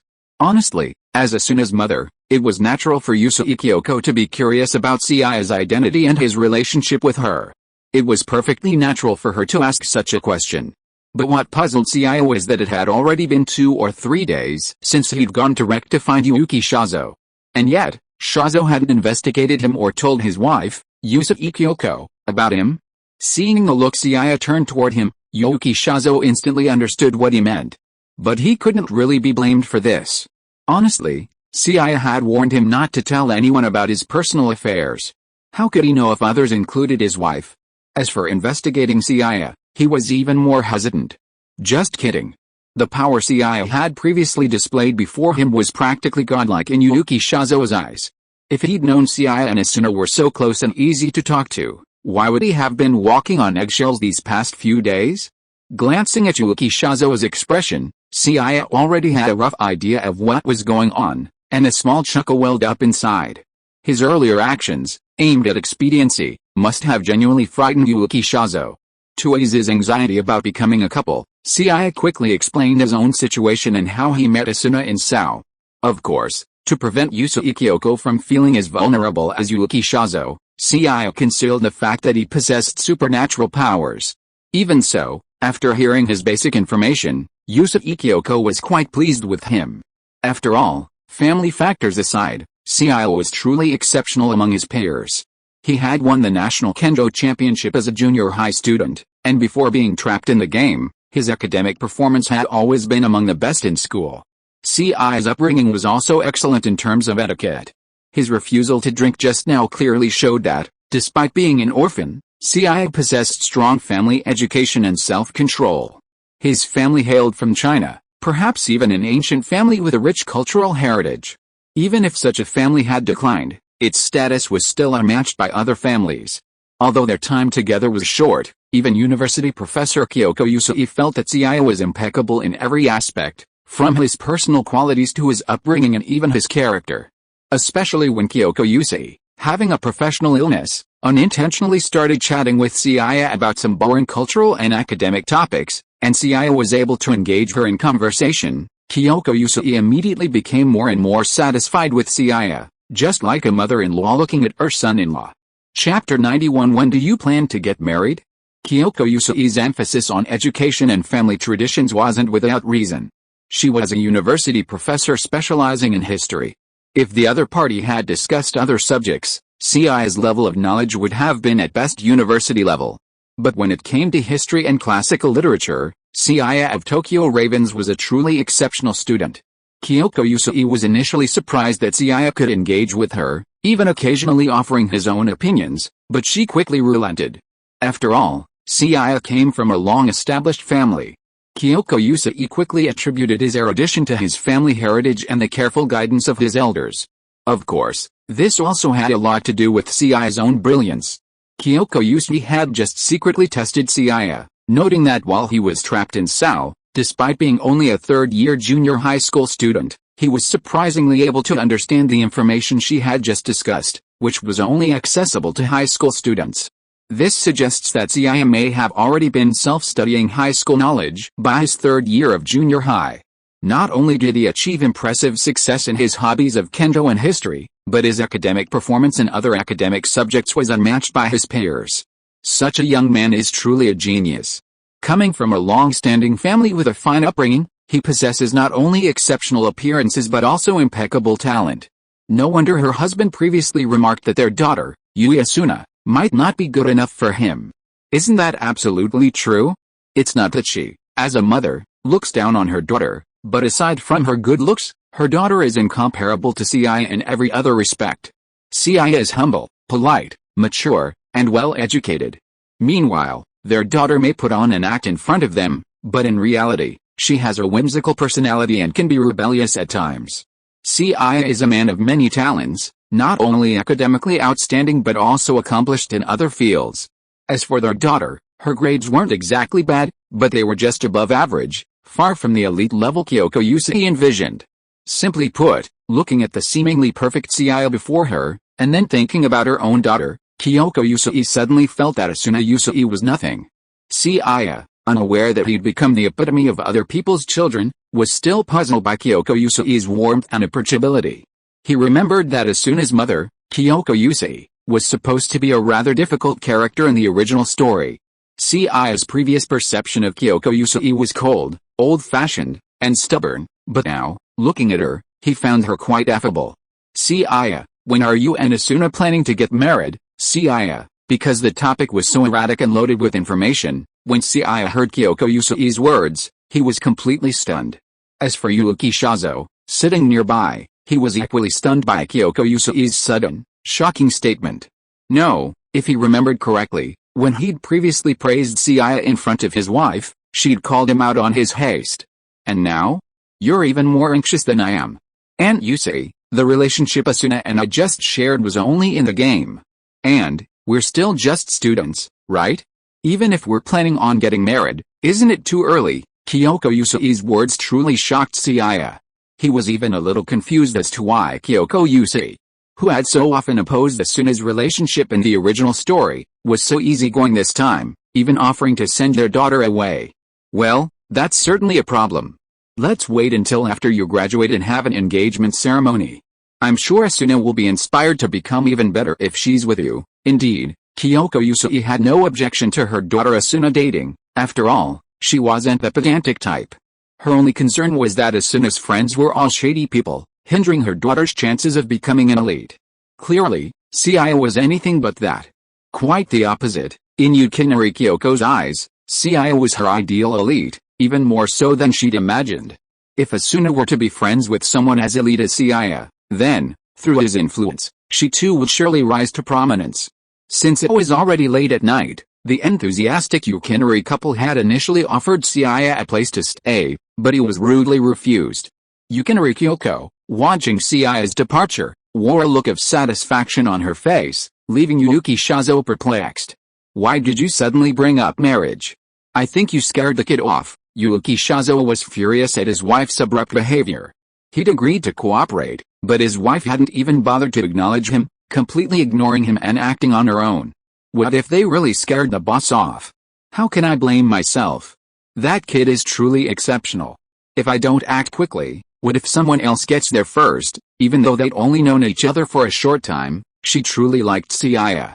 Perhaps it was because you perfectly matched her ideals of elite, or perhaps it was just like the saying, the more a mother-in-law sees her son-in-law, the more satisfied she becomes. As for Seiya being an orphan and his current family not being well off, those weren't issues at all to Yusui Kyoko. If you were an orphan, perhaps he could marry into the family, which would be even better. As for whether they were wealthy or not, were they really short of money to start a family? Even if they took a step back, with Seiya's current talent, his future success was a sure thing. Perhaps his family would even be more prestigious than theirs. When Seiya returned home, Asuna had also woken up, and upon seeing her mother push open the door, Asuna felt a wave of unease. Asuna was well aware of how harsh her mother was. She didn't know if her parents had ever given Seiya a hard time before. But this time, Asuna had made up her mind. She didn't want to be forced to follow the path her parents had set for her. Even if it was for the person she loved, she would speak her mind boldly this time.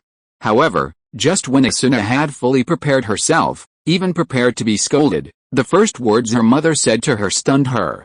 Asuna, Seiya is really a good kid. When you recover, you should spend more time with him. Chapter 92, Seiya becomes a spellcaster. In the world of Jujutsu Kaisen, Sujizo 3rd High School in Miyagi Prefecture. Because your paranormal research club doesn't meet the minimum requirement of 3 members, it will be disbanded. This classroom will be vacated for those in need. This statement was made by a student council member from Sujizo 3rd High School, who had come to announce the disbanding of the paranormal research club. Facing the aggressive student council members, Sasaki Senpai, the president of the Paranormal Research Society with short black hair and a plain appearance, asked with a puzzled look, "Less than 3? What nonsense are you talking about? Are your eyesight failing, or do you think we were human? We're 1, 2, 3, and 4, there are clearly 4 of us. We're still 1 over the minimum club quota, so how can there be less than 3? That's right, even though the student council has always had issues with our club, They can't just bully us just because we're a small club and don't have an advisor." Hearing their president's words, the even more unassuming Iguchi-senpai chimed in. "Sasaki-senpai, and Iguchi-senpai, I'm back at the home club. I'm here because that Yuji guy dragged me here." Hearing that the seniors also counted him as a member, Seiya, who had been dozing off, quickly extended his hand to indicate that he was just there for the fun.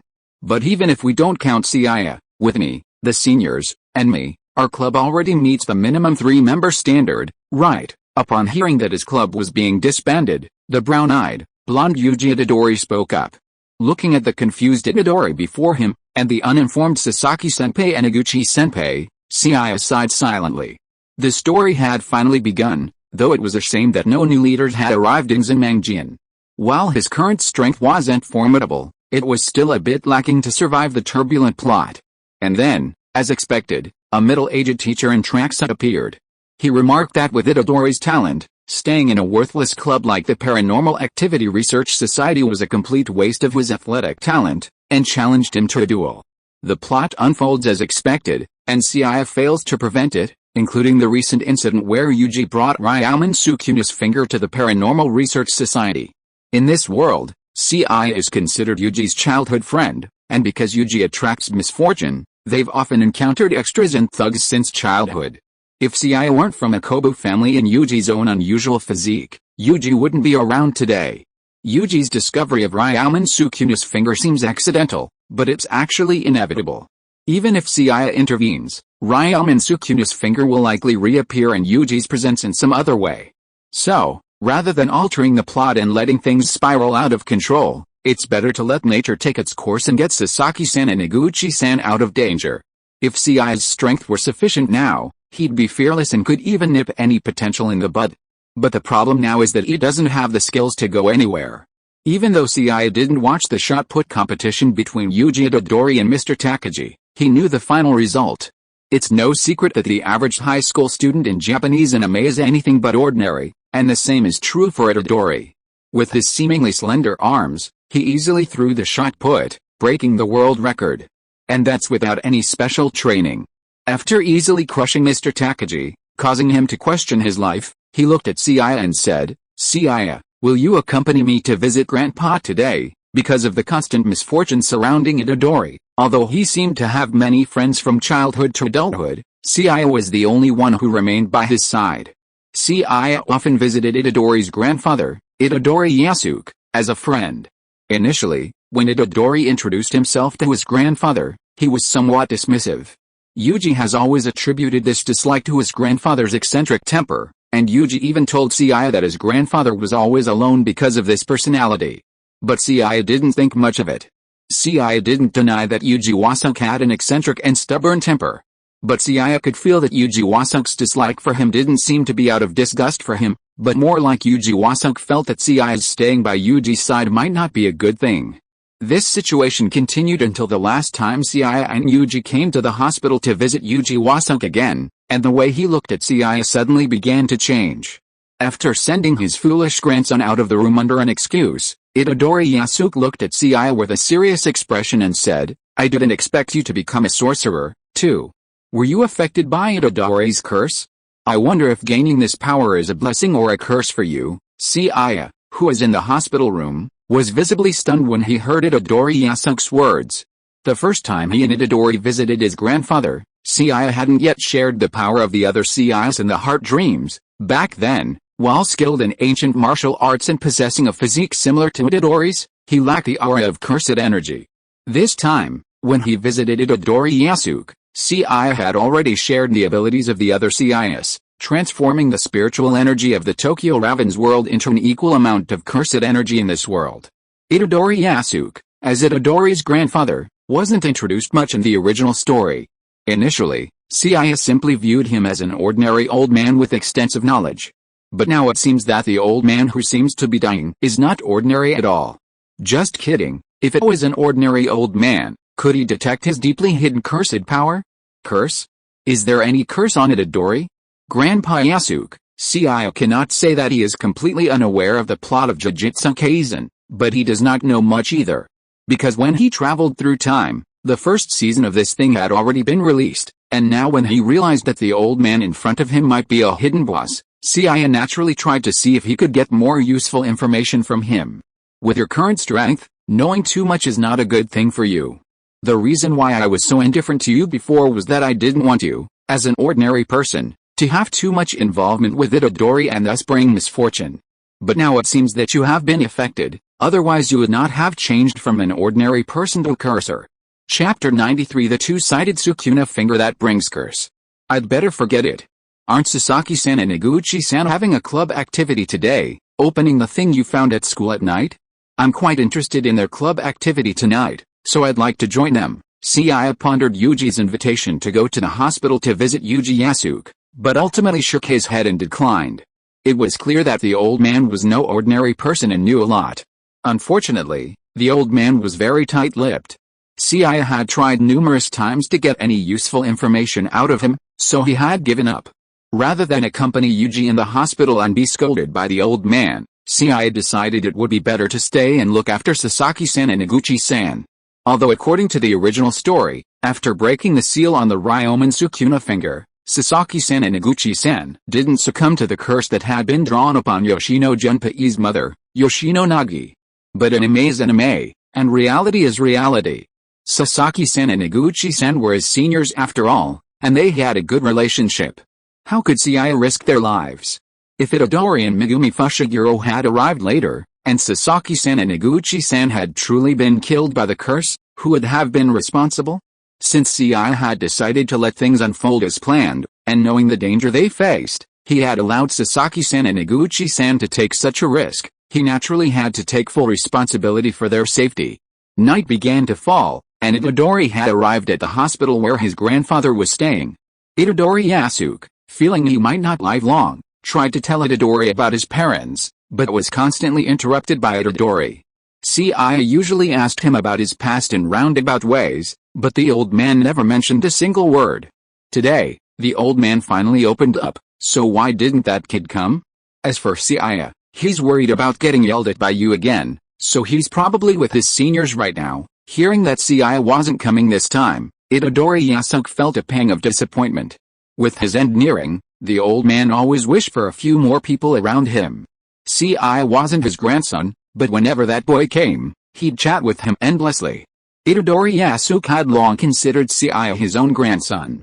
His Highness, you're strong, so you should help others, within your ability. Save everyone you can. It's okay to feel lost, and it's okay to be thanked. Just help others whenever you can. You should die surrounded by people, and don't end up like me. Honestly, you're quite lucky. With Seiya always by your side, you'll probably meet many people in the future. Don't be lost. Speaking of Seiya, Itadori Yasuke recalled his conversation with that brat that day.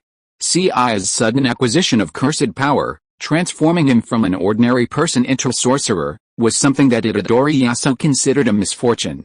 While curses were considered extraordinary among humans, they weren't a gift from the world to Itadori Yasuke. With great power comes great responsibility. While most ordinary people live peaceful lives, only a handful of sorcerers achieved a peaceful or even a good death. Therefore, Itadori Yasuke considered Seiya's acquisition of such power a misfortune, perhaps even stemming from Itadori's curse. However, the young man's response at the time left even the worldly wise Itadori Yasuke speechless for a long time. Whether this power brings me misfortune is unimportant to me. But I know very well that without power, I can't even protect others.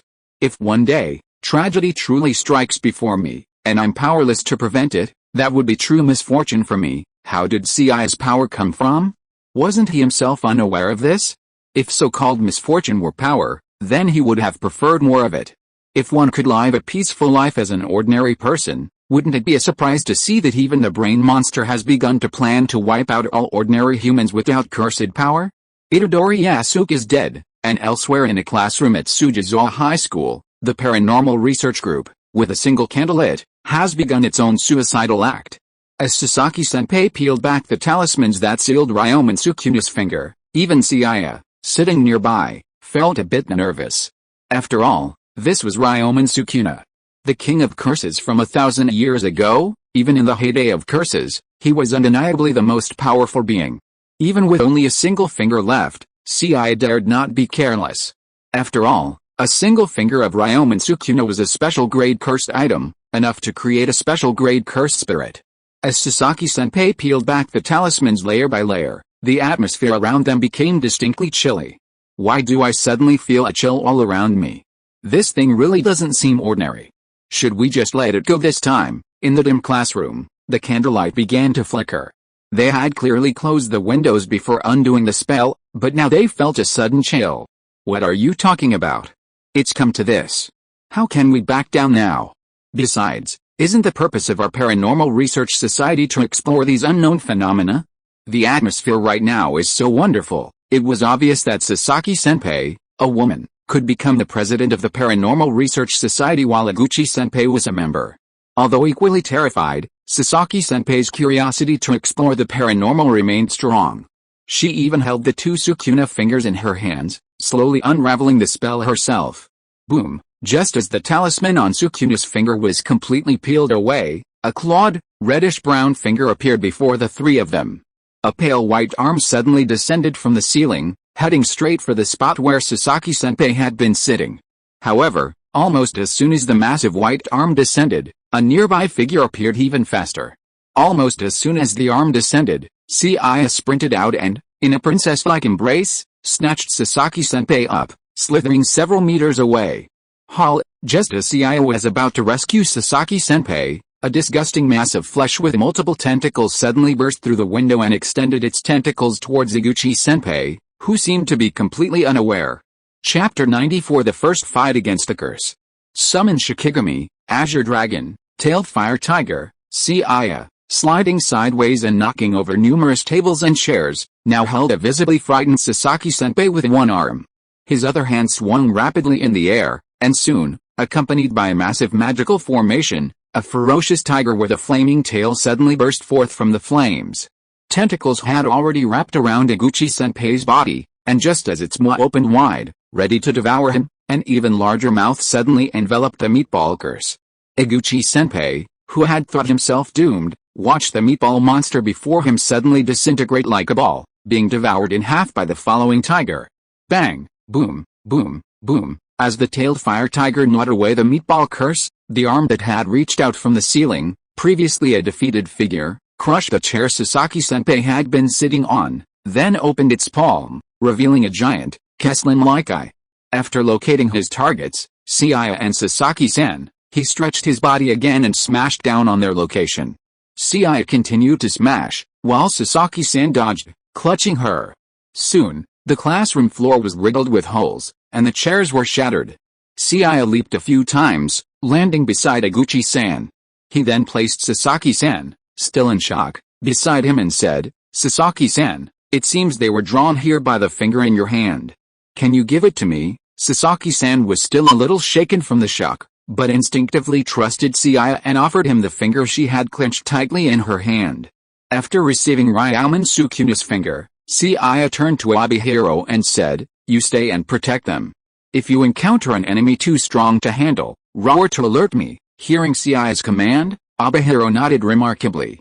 Seiya then looked at the still uneasy Sasaki-senpai and Iguchi-senpai and said, "Senpai and senpai, this tiger is my summoned Shikigami. It will protect you. As for me, I will now deal with the curses that have been drawn to the area." Since most of the curses were targeted by Ryomen Sukuna's finger, the moment Ryomen Sukuna fell into Seiya's hands, the curses immediately changed their targets. Seeing the pale arm falling from the ceiling again, Seiya didn't dodge this time, but instead delivered a punch. He had previously dodged simply because holding Sasaki-senpai in his arms was inconvenient, but now that he was free of any worries, Seiya naturally wouldn't hesitate to deal with a curse of this magnitude. The arm curse descended from the ceiling. Though it was only a single arm, it was 2 meters long and as thick as an adult's waist. However, when its fist collided with Seiya's, the fist, nearly as large as Seiya's own, was instantly shattered by Seiya's cursed fist. However, even after defeating the arm curse, Seiya saw more curses pouring in from the window and the corridor. Glancing at Sasaki-senpai and Iguchi-senpai, still protected by Obihori, Seiya realized that staying with them would only put them in greater danger. Leaving Obihori behind to protect them, Seiya then blew open the ceiling with a kick and leaped onto the rooftop. Meanwhile, Yuji, who had been attending to his grandfather's funeral arrangements at the hospital, was suddenly followed by a spiky-haired figure named Fushiguro Megumi, who informed him of the special grade cursed item Incurse. Curses are essentially products of negative human emotions, such as pain, regret, and shame. Curses refer to cursed energy, cursed spirits, cursed objects, cursed tools, and spells. The cursed object that Yuji found was the finger of Ryaumen Sukuna, a top-level, special-grade cursed object. Cursed objects and cursed tools themselves possess no consciousness. The former are merely debris or objects imbued with cursed power, while the latter are cursed weapons. However, because they carry cursed energy, they attract nearby cursed spirits. By consuming the cursed object, the cursed spirits themselves become stronger, a natural consequence of their feeding instinct. Ryaumen Sukuna's finger is a special-grade cursed object, so its allure to cursed spirits is undeniable. Upon learning that Yuji had given the special-grade finger of Ryaumen Sukuna to a senior and a senior from the club, and that they had even gone on a daring quest to uncover the cursed talisman tonight, Fushiguro Megumi was completely stunned. He had seen people daring to their deaths before, but never one as daring as this. After being accepted into the Jiu-Jitsu Academy, special-grade cursed items are enchanted with talismans. These talismans have the power to repel and suppress low-level cursed spirits. This is why special-grade cursed items like the two-men Sukuna finger are placed at Sujizo High School. However, once the talismans are removed, the special-grade cursed items' repelling and suppressing effects on low-level cursed spirits become attractive. When the cursed spirits smell the cursed energy emanating from the items, they flock like sharks to the scent of blood. Did your seniors in the club say when they would remove the talismans on the items? Megumi Fushiguro asked as he began to run. Yuji, realizing he might be putting his seniors in danger, followed with an equally anxious look on his face. Running alongside him at a pace comparable to Fushiguro Megumi's, he quickly replied, "They said they'd wait until 10 o'clock, but it's almost 11 now, so they might have already uncovered the cursed item you're talking about. But Seiya is with them too. He's incredibly powerful, having never lost a fight since he was a kid. Perhaps, idiot. What do you think a cursed spirit is? Even if a human body is incredibly strong, what good is it? Without a cursed tool, do you think you can defeat a cursed spirit with flesh and blood? Forget it, you won't understand even if I tell you. We have to get back to school right now." Before Yuji could finish his words, Fushiguro Megumi interrupted him, scoffing at his supposedly powerful friend. Fighting was useless in the curse world. Without cursed energy or a cursed tool imbued with it, ordinary people couldn't defeat a curse. Only a curse could defeat a curse. However, given Yuji's physical strength, the friend he mentioned might not have been consumed by the curse yet, so there was still a chance he could be saved, thanks to the old brother Byuju Yikianian and Menbyuju for the 1,000 starting coins reward. Brother is an old face. He has always supported both new and old books, big and small. Thank you for your continued support. Chapter 95, Megumi Fushiguro, your friend's Shikigami is so powerful?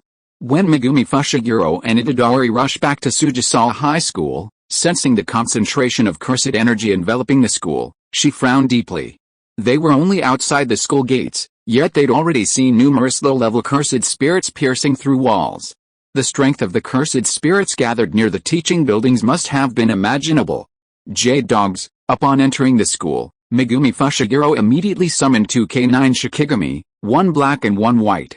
He assigned one of the jade dogs to accompany Itadori, partly to facilitate a separate search and partly to protect Itadori Yuji.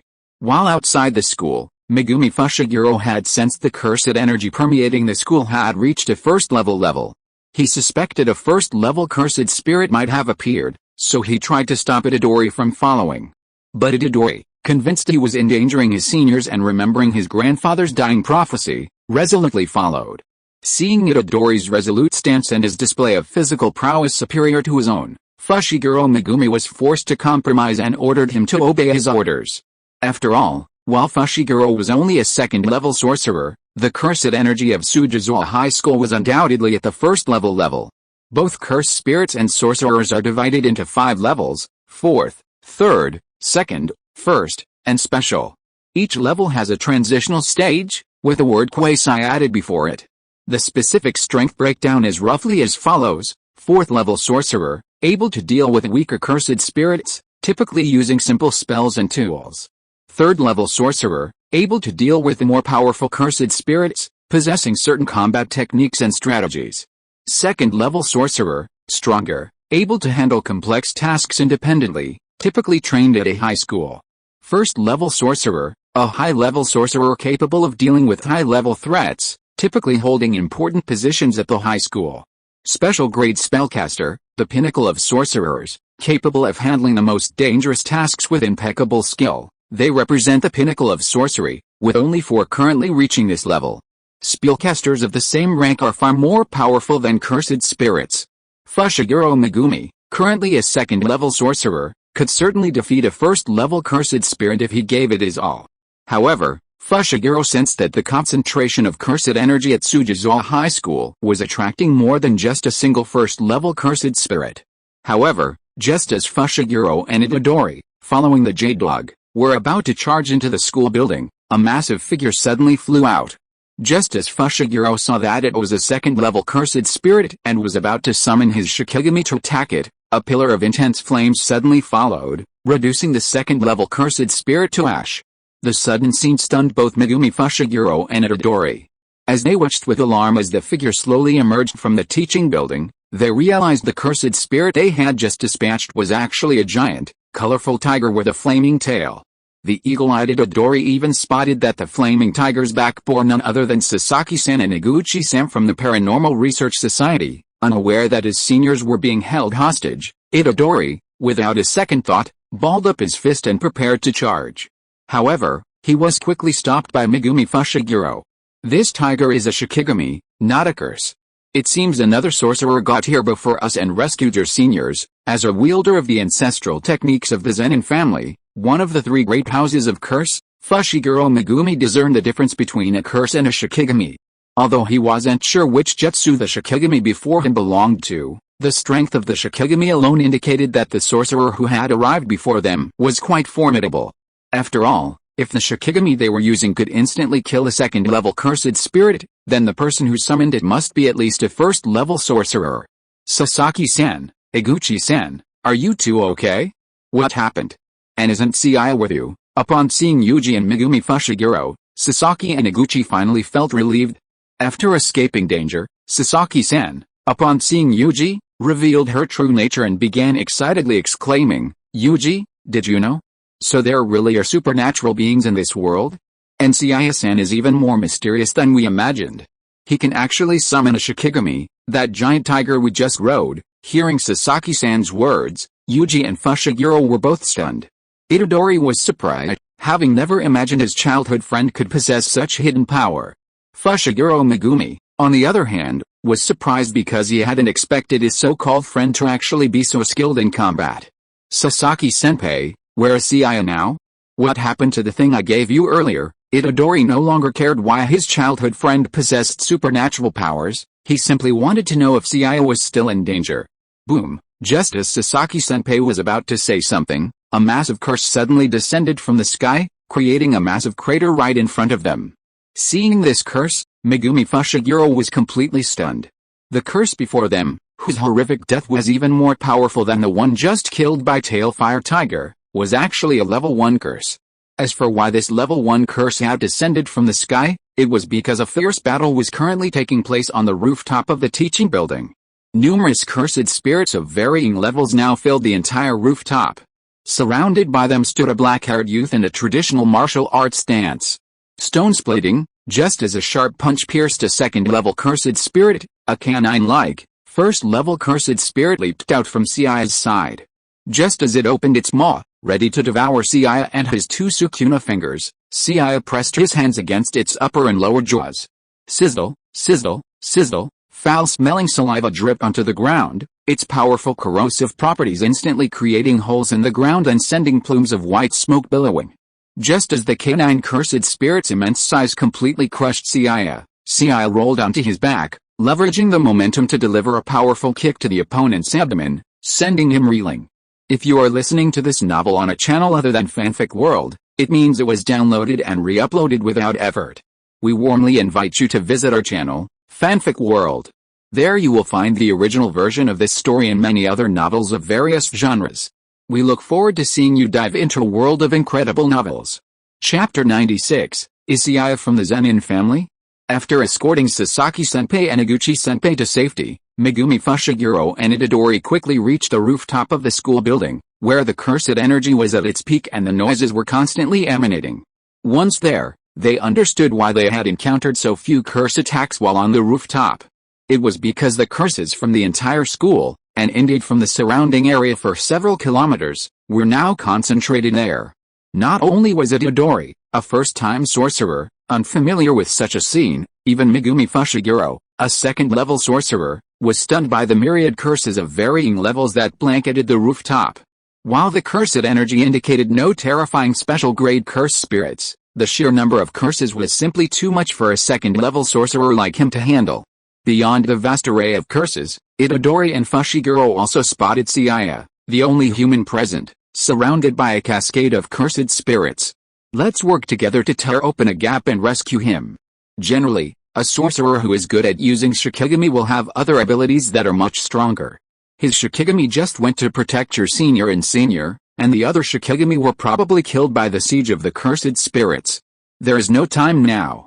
If we don't take action, he might really be killed by the cursed spirits here. While giving orders to Itadori beside him, Megumi Fushiguro summoned 2 jade dogs and news, preparing to forcibly tear open a gap in the group of cursed spirits to rescue Seiya. Hearing Megumi Fushiguro say that Seiya's physical ability was not good, Itadori wanted to say something, but was interrupted by Megumi Fushiguro again before the words came to his mouth. My jade dog Enu will cooperate with you in rescuing the people. You must buy me some time. I need to reseal Ryaman Sukuna's finger. Otherwise, with a number of cursed spirits here, none of us will be able to escape. When escorting Sasaki-senpai and the others out of the school, Fushiguro Megumi and the others had learned that Ryaman Sukuna's finger was now in Seiya's possession. So, before rushing here, Fushiguro Megumi had gone to the classroom where Seiya and the others had been staying and retrieved the talismans that had been released. The number of curses now attracted by Ryaman Sukuna's finger was too great to exorcise completely. Therefore, the best solution was to reseal Ryaman Sukuna's finger, allowing the cursed spirits gathered here to gradually dissipate. Just as Fushiguro was about to act, Seiya, surrounded by the cursed spirits, made a move that stunned him. In Fushiguro Megumi's opinion, Seiya's ability to command a Shikigami as powerful as Tail Fire Tiger meant he must be at least a second-level sorcerer, if not a first-level one. He must have the necessary combat experience. Now surrounded, his best strategy was to defend with all his might and await their rescue. However, what Fushiguro Megumi didn't expect was that upon seeing them, Seiya chose not to adopt a cautious defense, but instead, an offensive attack. Even if you were planning to break out with internal and external forces, you should have charged in their direction. Why were you charging in the opposite direction? When Rinrai fighting technique, Soramura, Seiya unleashed a straight punch, and a resounding sonic boom erupted before him.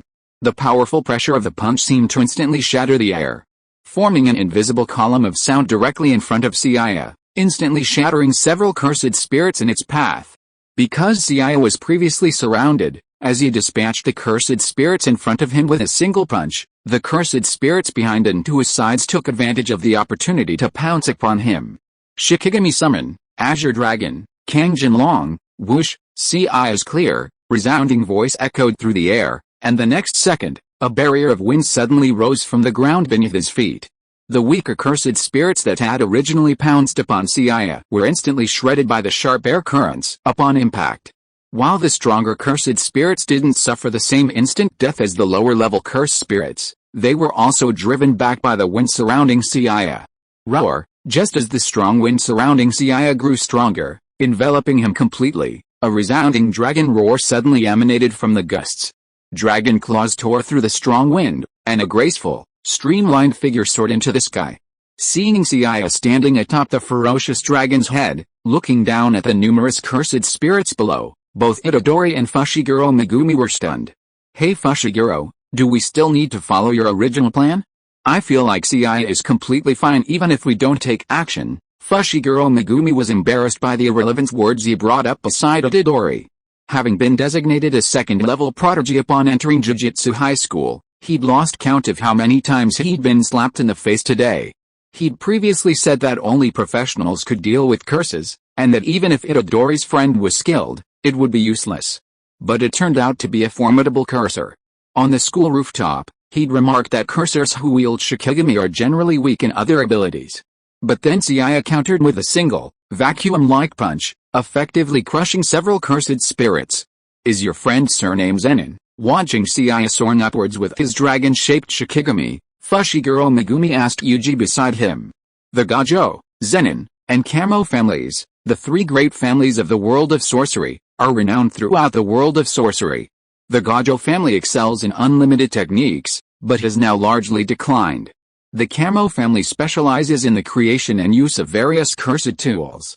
As for the Zenin family, they excel at summoning Shikigami for battle, and many of them are skilled in physical combat. At least, as far as Fushiguro Megumi knows, they are Maki-senpai, also a student at the Tokyo Metropolitan Jutsu High School, and Naohito Zenin, the current head of the Zenin family. While Fushiguro had never seen the Shikigami summoned by Seiya or the fighting techniques, given their similar fighting styles, it's not surprising that he mistook Seiya for a member of the Zenin family. Zenin? No.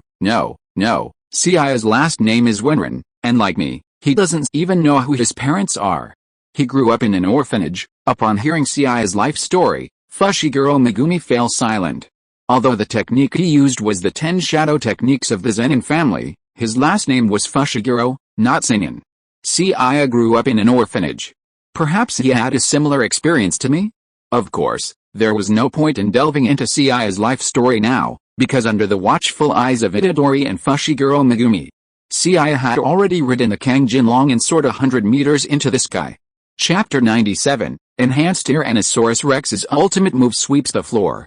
Why is that guy Seiya flying so high? Seeing Seiya riding a toy dragon and stopping at a height of 100 meters, Yuji, who was a little confused, once again asked the professional beside him. However, this time in response to Yuji's question, Fushiguro Megumi did not answer, because he did not know what Seiya wanted to do. Before, when the opponent sent a dragon-shaped Shikigami into the air, Fushiguro Megumi thought that Seiya was going to withdraw from the battlefield. After all, as long as Seiya left with a finger of Ryomen Sukuna, without the attraction of the special grade cursed object, the cursed spirits gathered here would naturally disperse soon. However, before he could express his opinion, Fushiguro Megumi noticed that Seiya's current strange behavior did not seem like he was going to retreat. Itadori, get away as quickly as possible. There are too many of these cursed spirits. Taking them down one by one is too slow. I'm going to use my ultimate. Hearing Seiya's call from above, Itadori and Fushiguro Megumi were stunned for a moment. Before Itadori could react, Fushiguro's Shikigami, Nu, grabbed the stunned Nu with a single claw and flew towards the rooftop of another distant school building. As for Fushiguro himself, with the help of his 2 jade dogs, he leaped across the rooftop, swiftly evacuating the dangerous area Seiya had mentioned. The powerful Shikigami, Tailfire Tiger and Kangjin Long, had already convinced Fushiguro of Seiya's abilities. While he wasn't sure what Seiya's ultimate was, it was likely some powerful technique. So, rather than remain in the way, they should retreat to a safe area as quickly as possible, giving Seiya more room to perform. Seeing Fushiguro's efficient reactions and actions, even those in the air couldn't help but chuckle. He was truly the most reliable man in the world of Jujutsu, aside from Nanami. Alright, our allies have retreated, and Sasaki-san and Iguchi-san should have left the building as well. Now, let's use these cursed spirits here to test just how strong I am. Initially, Seiya planned to focus his cursed energy on his feet, then emulate a certain dashing goddess and unleash a powerful flying kick from the sky. However, he realized that while a flying kick could be devastating, it would be more effective against bosses with concentrated bursts. He was already skilled in physical techniques, and with his current cursed energy and the advantage of descending from the air, this flying kick, without a domain, could potentially kill even a special grade cursed spirit with a single blow. Unfortunately, his opponent wasn't a special grade cursed spirit, but rather a large number of lower level ones. Such a move wouldn't necessarily destroy them all, and it might even destroy the entire building. So, after a moment's hesitation, Seiya finally decided to use Plan B. Seiya extended one hand forward, and as the temperature around him began to rise dramatically, a fireball began to expand within his hand at a visible speed. Initially, The fireball in his palm was only about the size of a soccer ball, but soon, like a balloon inflating, it began to expand exponentially, reaching a diameter of 2 meters. The fireball in Seiya's hand wasn't a spell, but rather an ability of Seiya from the digital world. The last time they shared abilities, Rillerman had already evolved into a mature Greymon. The fireball in Seiya's hand was Greymon's ultimate move. Hyper Flame, hefting the 2-meter diameter orange fireball above his head with one hand, Seiya's size was now larger than Seiya himself. However, this wasn't the limit. As Seiya injected cursed energy into Hyper Flame, the fireball, already 2 meters in diameter, expanded even further, as if on steroids. 3 meters, 4 meters, 5 meters. When Seiya lifted the massive fireball, a full 5 meters in diameter, it was clear to Yuji and Fushiguro Megumi, even from 100 meters in the air. The intense heat radiated from the massive fireball, even making the surrounding area feel rather scorching.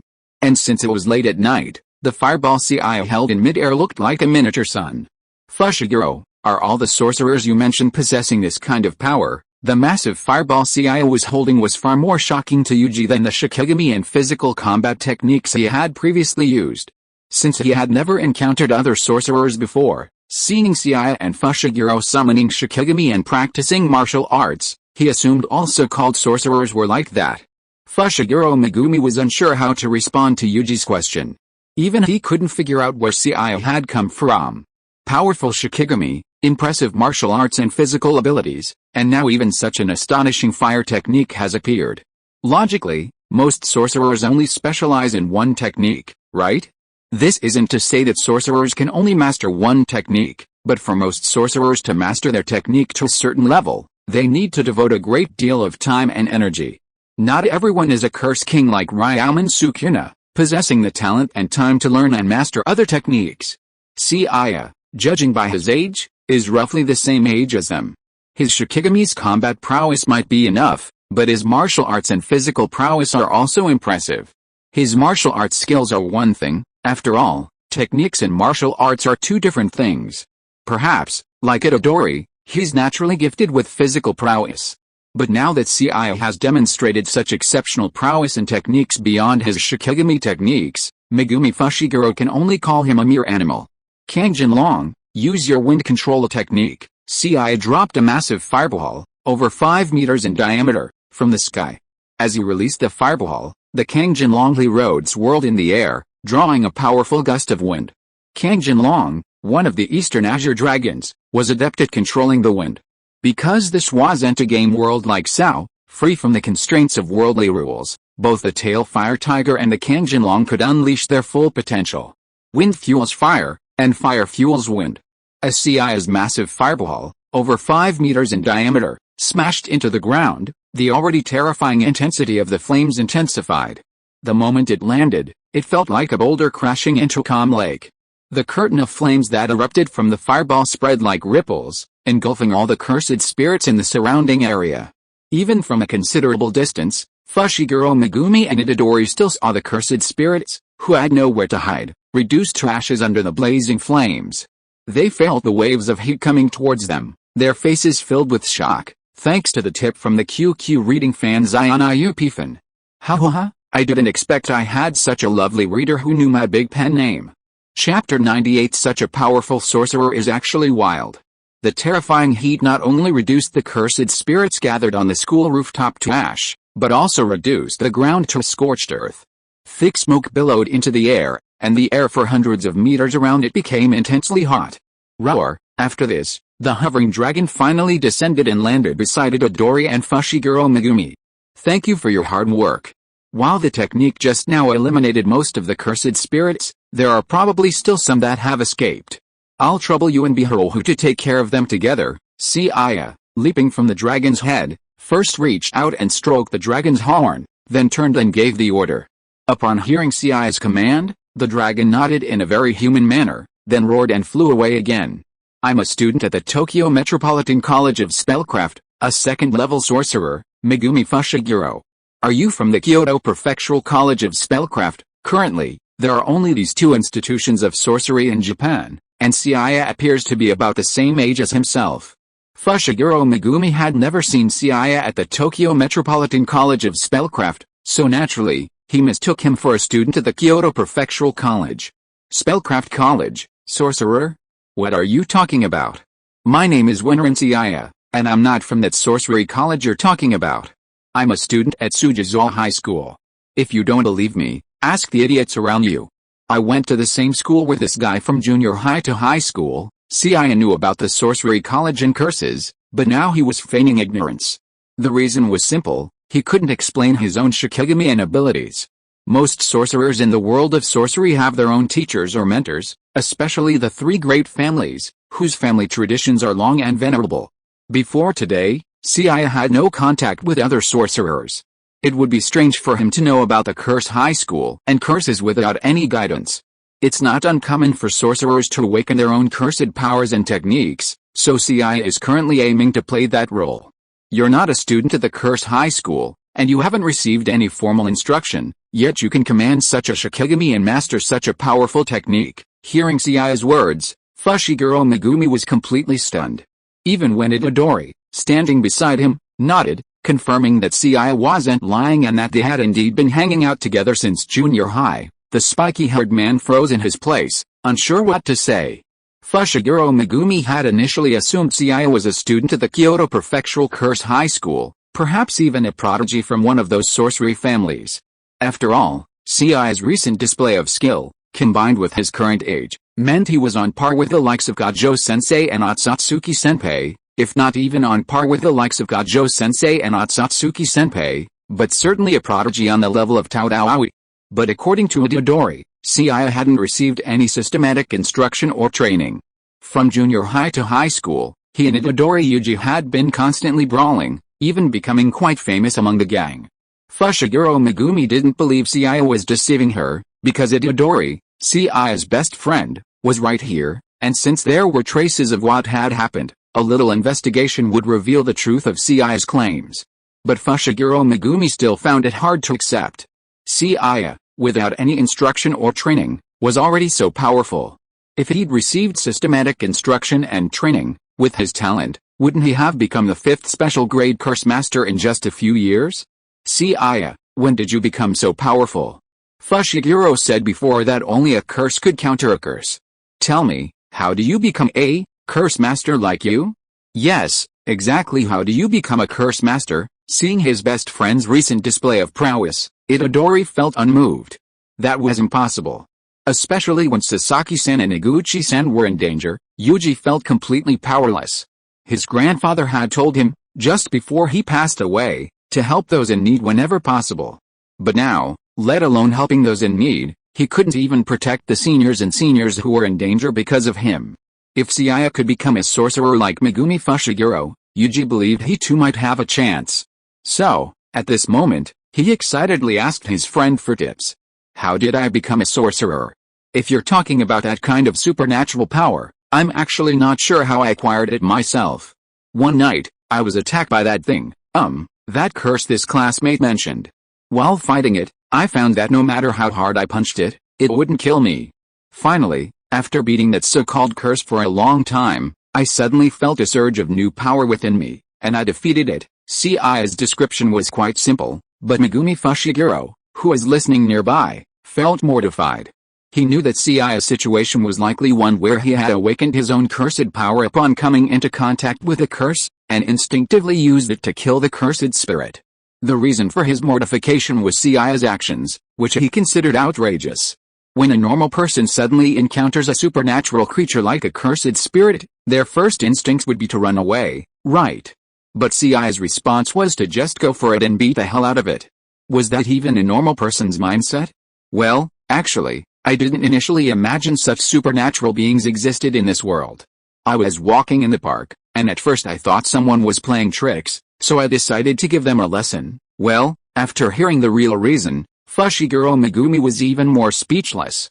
So, if I find a cursed spirit to beat, fight, perhaps I can gain that cursed power you're talking about. Seiya's experience awakening his cursed power seemed absurd to Fushiguro Megumi, but Yuji had a look of utter astonishment, and seemed eager to put it to the test.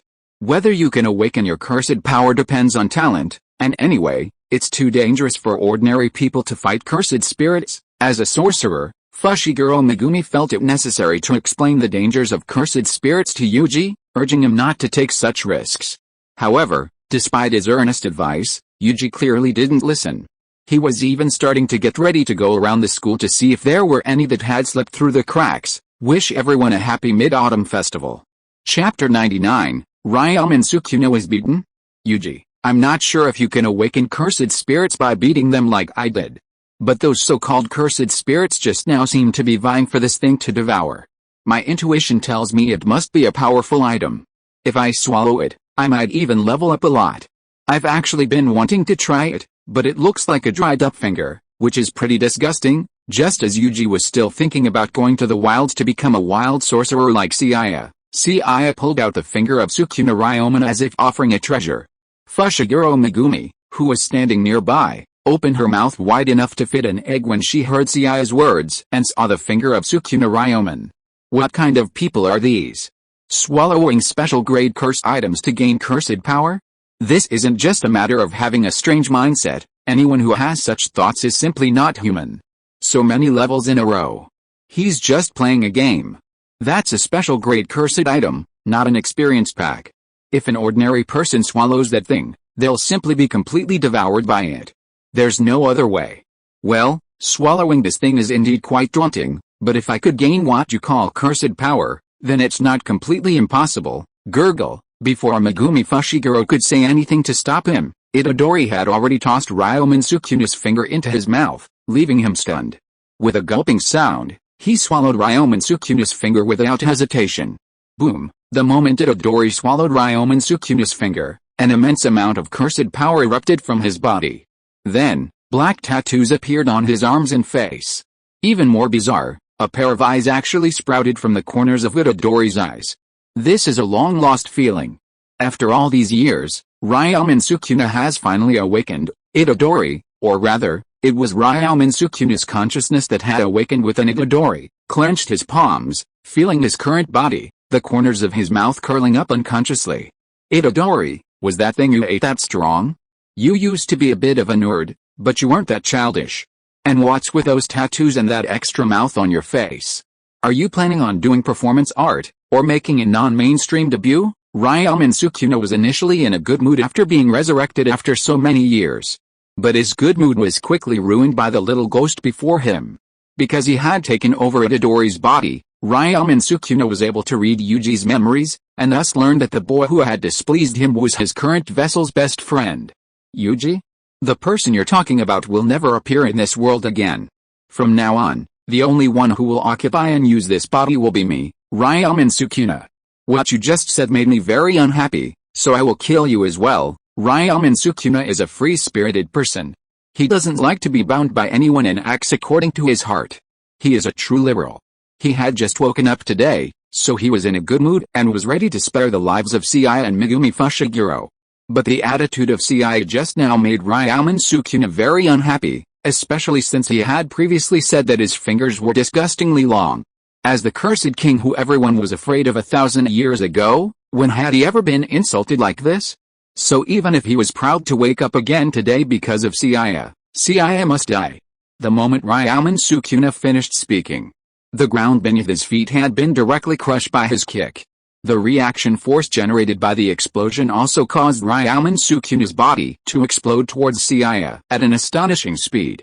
Originally, Ryomen Sukuna planned to cut Seiya's neck directly with one claw, but when his figure exploded in front of Seiya, Ryomen Sukuna was surprised to find that Seiya not only saw through his moves, but even grabbed his wrist with his hand first. I don't care if you are 4-faced Sukuna or 8-faced Sukuna. Even if you are really Itadori, it's not like I haven't beaten you before. Since you started it first, then be prepared to get beaten. You know, that kid Itadori has never beaten me. Reaching out to grab Ryomen Sukuna's wrist, Seiya threw Ryomen Sukuna over his shoulder and threw him out directly in a daze. Bang! Ryomen Sukuna, violently thrown, endured immense inertia and wind pressure until his back slammed into a nearby school building. The immense force sent him careening through the wall and into a classroom. Of course, this level of damage was practically nothing to Ryomen Sukuna. But while the physical damage was minor, Ryomen Sukuna, with his immense pride, was now filled with immense rage. He, the Curse King Ryomen Sukuna, had been a formidable figure millennia ago. Now, facing a mere imp, he not only failed miserably but was even thrown back. If other sorcerers knew about this, how would Ryomen Sukuna stand? As the Curse King of the heyday of sorcery, Ryomen Sukuna's physical prowess and physical skills were formidable, not only in terms of his techniques. Unfortunately, the vessel he was currently using contained only a single finger, so he could only exert 1/20th of his true strength. Ryomen Sukuna's strength, far more than his physical abilities, lies in his mastery of various techniques. After all, no matter how much cursed energy he recovers, his knowledge and combat experience remain constant. Just as Ryomen Sukuna, having crashed into the classroom, rose to his feet and prepared to use a technique, Seiya appeared, charging in. Before Ryomen Sukuna could even form a hand seal, Seiya unleashed a flying kick into his abdomen. Bang, bang, bang, bang. Unable to react, Ryomen Sukuna's body instantly arched in the air, the powerful impact sending him flying once more. The classroom floor, fragile as a wafer, shattered under the force of Ryomen Sukuna's backward flight, sending him plummeting to the next level. But a single layer of floorboards was no match for the immense impact. So after being hit by this flying kick, Ryomen Sukuna crashed through multiple floors again and fell directly from the 4th floor to the 1st floor, and finally created a huge deep pit on the ground. Chapter 100, If you are a man, you must punch hard. Watching the nearly destroyed school building and Yuji falling into a deep pit, sending up a cloud of dust, Fushiguro Megumi was stunned. He knew the reason for Yuji's sudden change in demeanor. The current Yuji wasn't the same Yuji as before, but the special grade cursed item he'd swallowed. The item was the finger of Ryomen Sukuna. This meant that the one now controlling Yuji's body was Ryomen Sukuna, the Curse King from the millennia-old era of curses. But what did he see? The legendary Ryomen Sukuna, now awake, was being beaten. Not only was Fushiguro stunned, but even if he told anyone about it, no one would believe him. Ryomen Sukuna, who had been pelted from the 4th floor to the 1st, was equally furious. As a special grade curse spirit, even at only 1/20th of his peak power, he wasn't easily defeated. But from the very beginning, Ryomen Sukuna had been constantly being beaten, a completely unbecoming trait for a Curse King. Ryomen Sukuna had realized that while Seiya might not know much about sorcerers, he possessed more combat experience than he'd imagined. His relentless pursuit of him seemed reckless, but in reality, he was interrupting his own technique flow. As long as he was fast enough, he wouldn't have time to use his technique. And with the cursed energy in just one finger, even if he could use his technique, it wouldn't necessarily kill him. Though it seemed like a waste of talent, Ryomen Sukuna hesitated for a moment after Seiya had embarrassed him so much, ultimately deciding to use a sledgehammer to crack a nut. You two with expressionless faces, are you ready to use your spells? You were talking so arrogantly just now that I thought you were a real man, so I deliberately didn't use my Shikigami. I was planning to have a real fight with you. But now that you're going to use your spells first, I'm going to be just as rude. Seeing Seiya standing in the hole on the 4th floor, looking down at him as he spoke, Ryomen Sukuna, who was about to use his domain, suddenly lowered his hands. The reason was simple, Ryomen Sukuna was also a person who cared about his reputation. Ryomen Sukuna was a person who loved freedom and acted on his own initiative. But as we all know, villains with Chunibyo tend to have very high egos.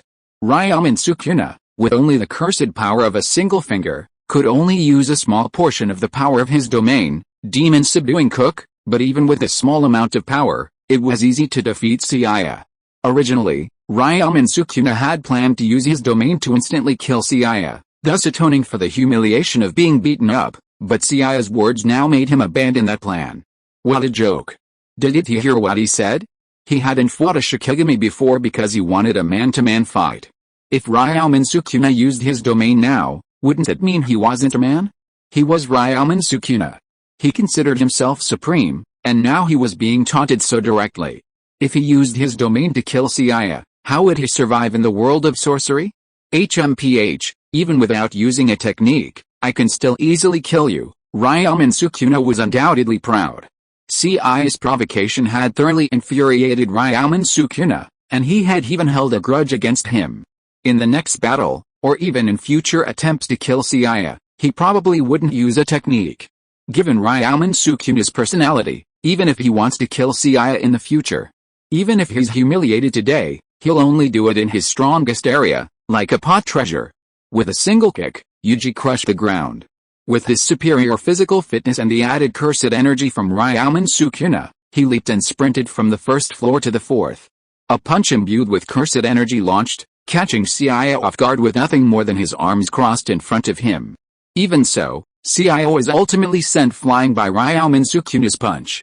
Previously, he had used a flying kick to send Ryomen Sukuna to the ground, but now, Ryomen Sukuna punched Seiya into the air. Yuji's physical fitness was already incredibly strong, and now, with Ryomen Sukuna's added strength, he unleashed the Niwa fist. The powerful impact not only caused Seiya's arms to go numb as he parried the blow, but also sent him flying, his back smashing through 2 layers of ceiling, sending him flying several meters into the air. Just as Ryomen Sukuna, watching Seiya being sent flying by him, raised his lip in disdain and leaped again to pursue, Seiya, finally recovering his composure, saw Ryomen Sukuna charging in front of him and delivered a similar punch. The two men, mid-air, struck out at almost the same moment, their fists impacting each other's faces almost simultaneously. The blows simultaneously knocked their heads sideways, and in the next second, the impact of the blows sent both the men flying in opposite directions, as if repelling each other. Ryomen Sukuna flew dozens of meters, crashing into a large tree on campus and landing in the school grounds. Seiya was in equally bad shape, crashing directly into another school building and being buried beneath the rubble. Damn it, what the hell is that Yuji doing? Why hasn't he regained his consciousness yet? This is completely different from the original plot. Seiya, rising from the rubble, stared at Ryomen Sukuna, who had also risen in the distance, his expression utterly grim. The previous melee had seemed evenly matched, but in reality, only Seiya knew that he was significantly outmatched by Ryomen Sukuna. Ryomen Sukuna was cursed, possessing the ability to regenerate even limbs. While this injury-for-injury tactic might seem impressive, as a human, it was a significant disadvantage for him. Furthermore, Ryomen Sukuna possessed considerable combat experience and skill. Previously, he'd been constantly beaten, simply unaccustomed to Yuji's body. But over time, Ryomen Sukuna had gradually adapted to his current vessel and was becoming increasingly adept at it. Originally, Seiya had thought that as long as Ryomen Sukuna didn't use his domain, he could definitely fight against a one-finger opponent. Even if the opponent used his domain, Ryomen Sukuna, with the cursed power of one finger, could only maintain demon subduing Cook for a very short time at best. With a damage nullification that could resist fatal blows, he wouldn't necessarily lose. But now it seems that he was naive. With one finger Ryomen Sukuna, he might not have a problem escaping from him, but defeating him would still be too difficult. Thanks to Shuchurin for the 1000 starting coins reward. End of this chapter. Thank you so much for reading until the end. Don't forget to give it a like. Looking for more exclusive content and immediate access? Subscribe to our Patreon. Remember, every like, subscription or donation encourages us to continue. Thank you all. See you in the next video.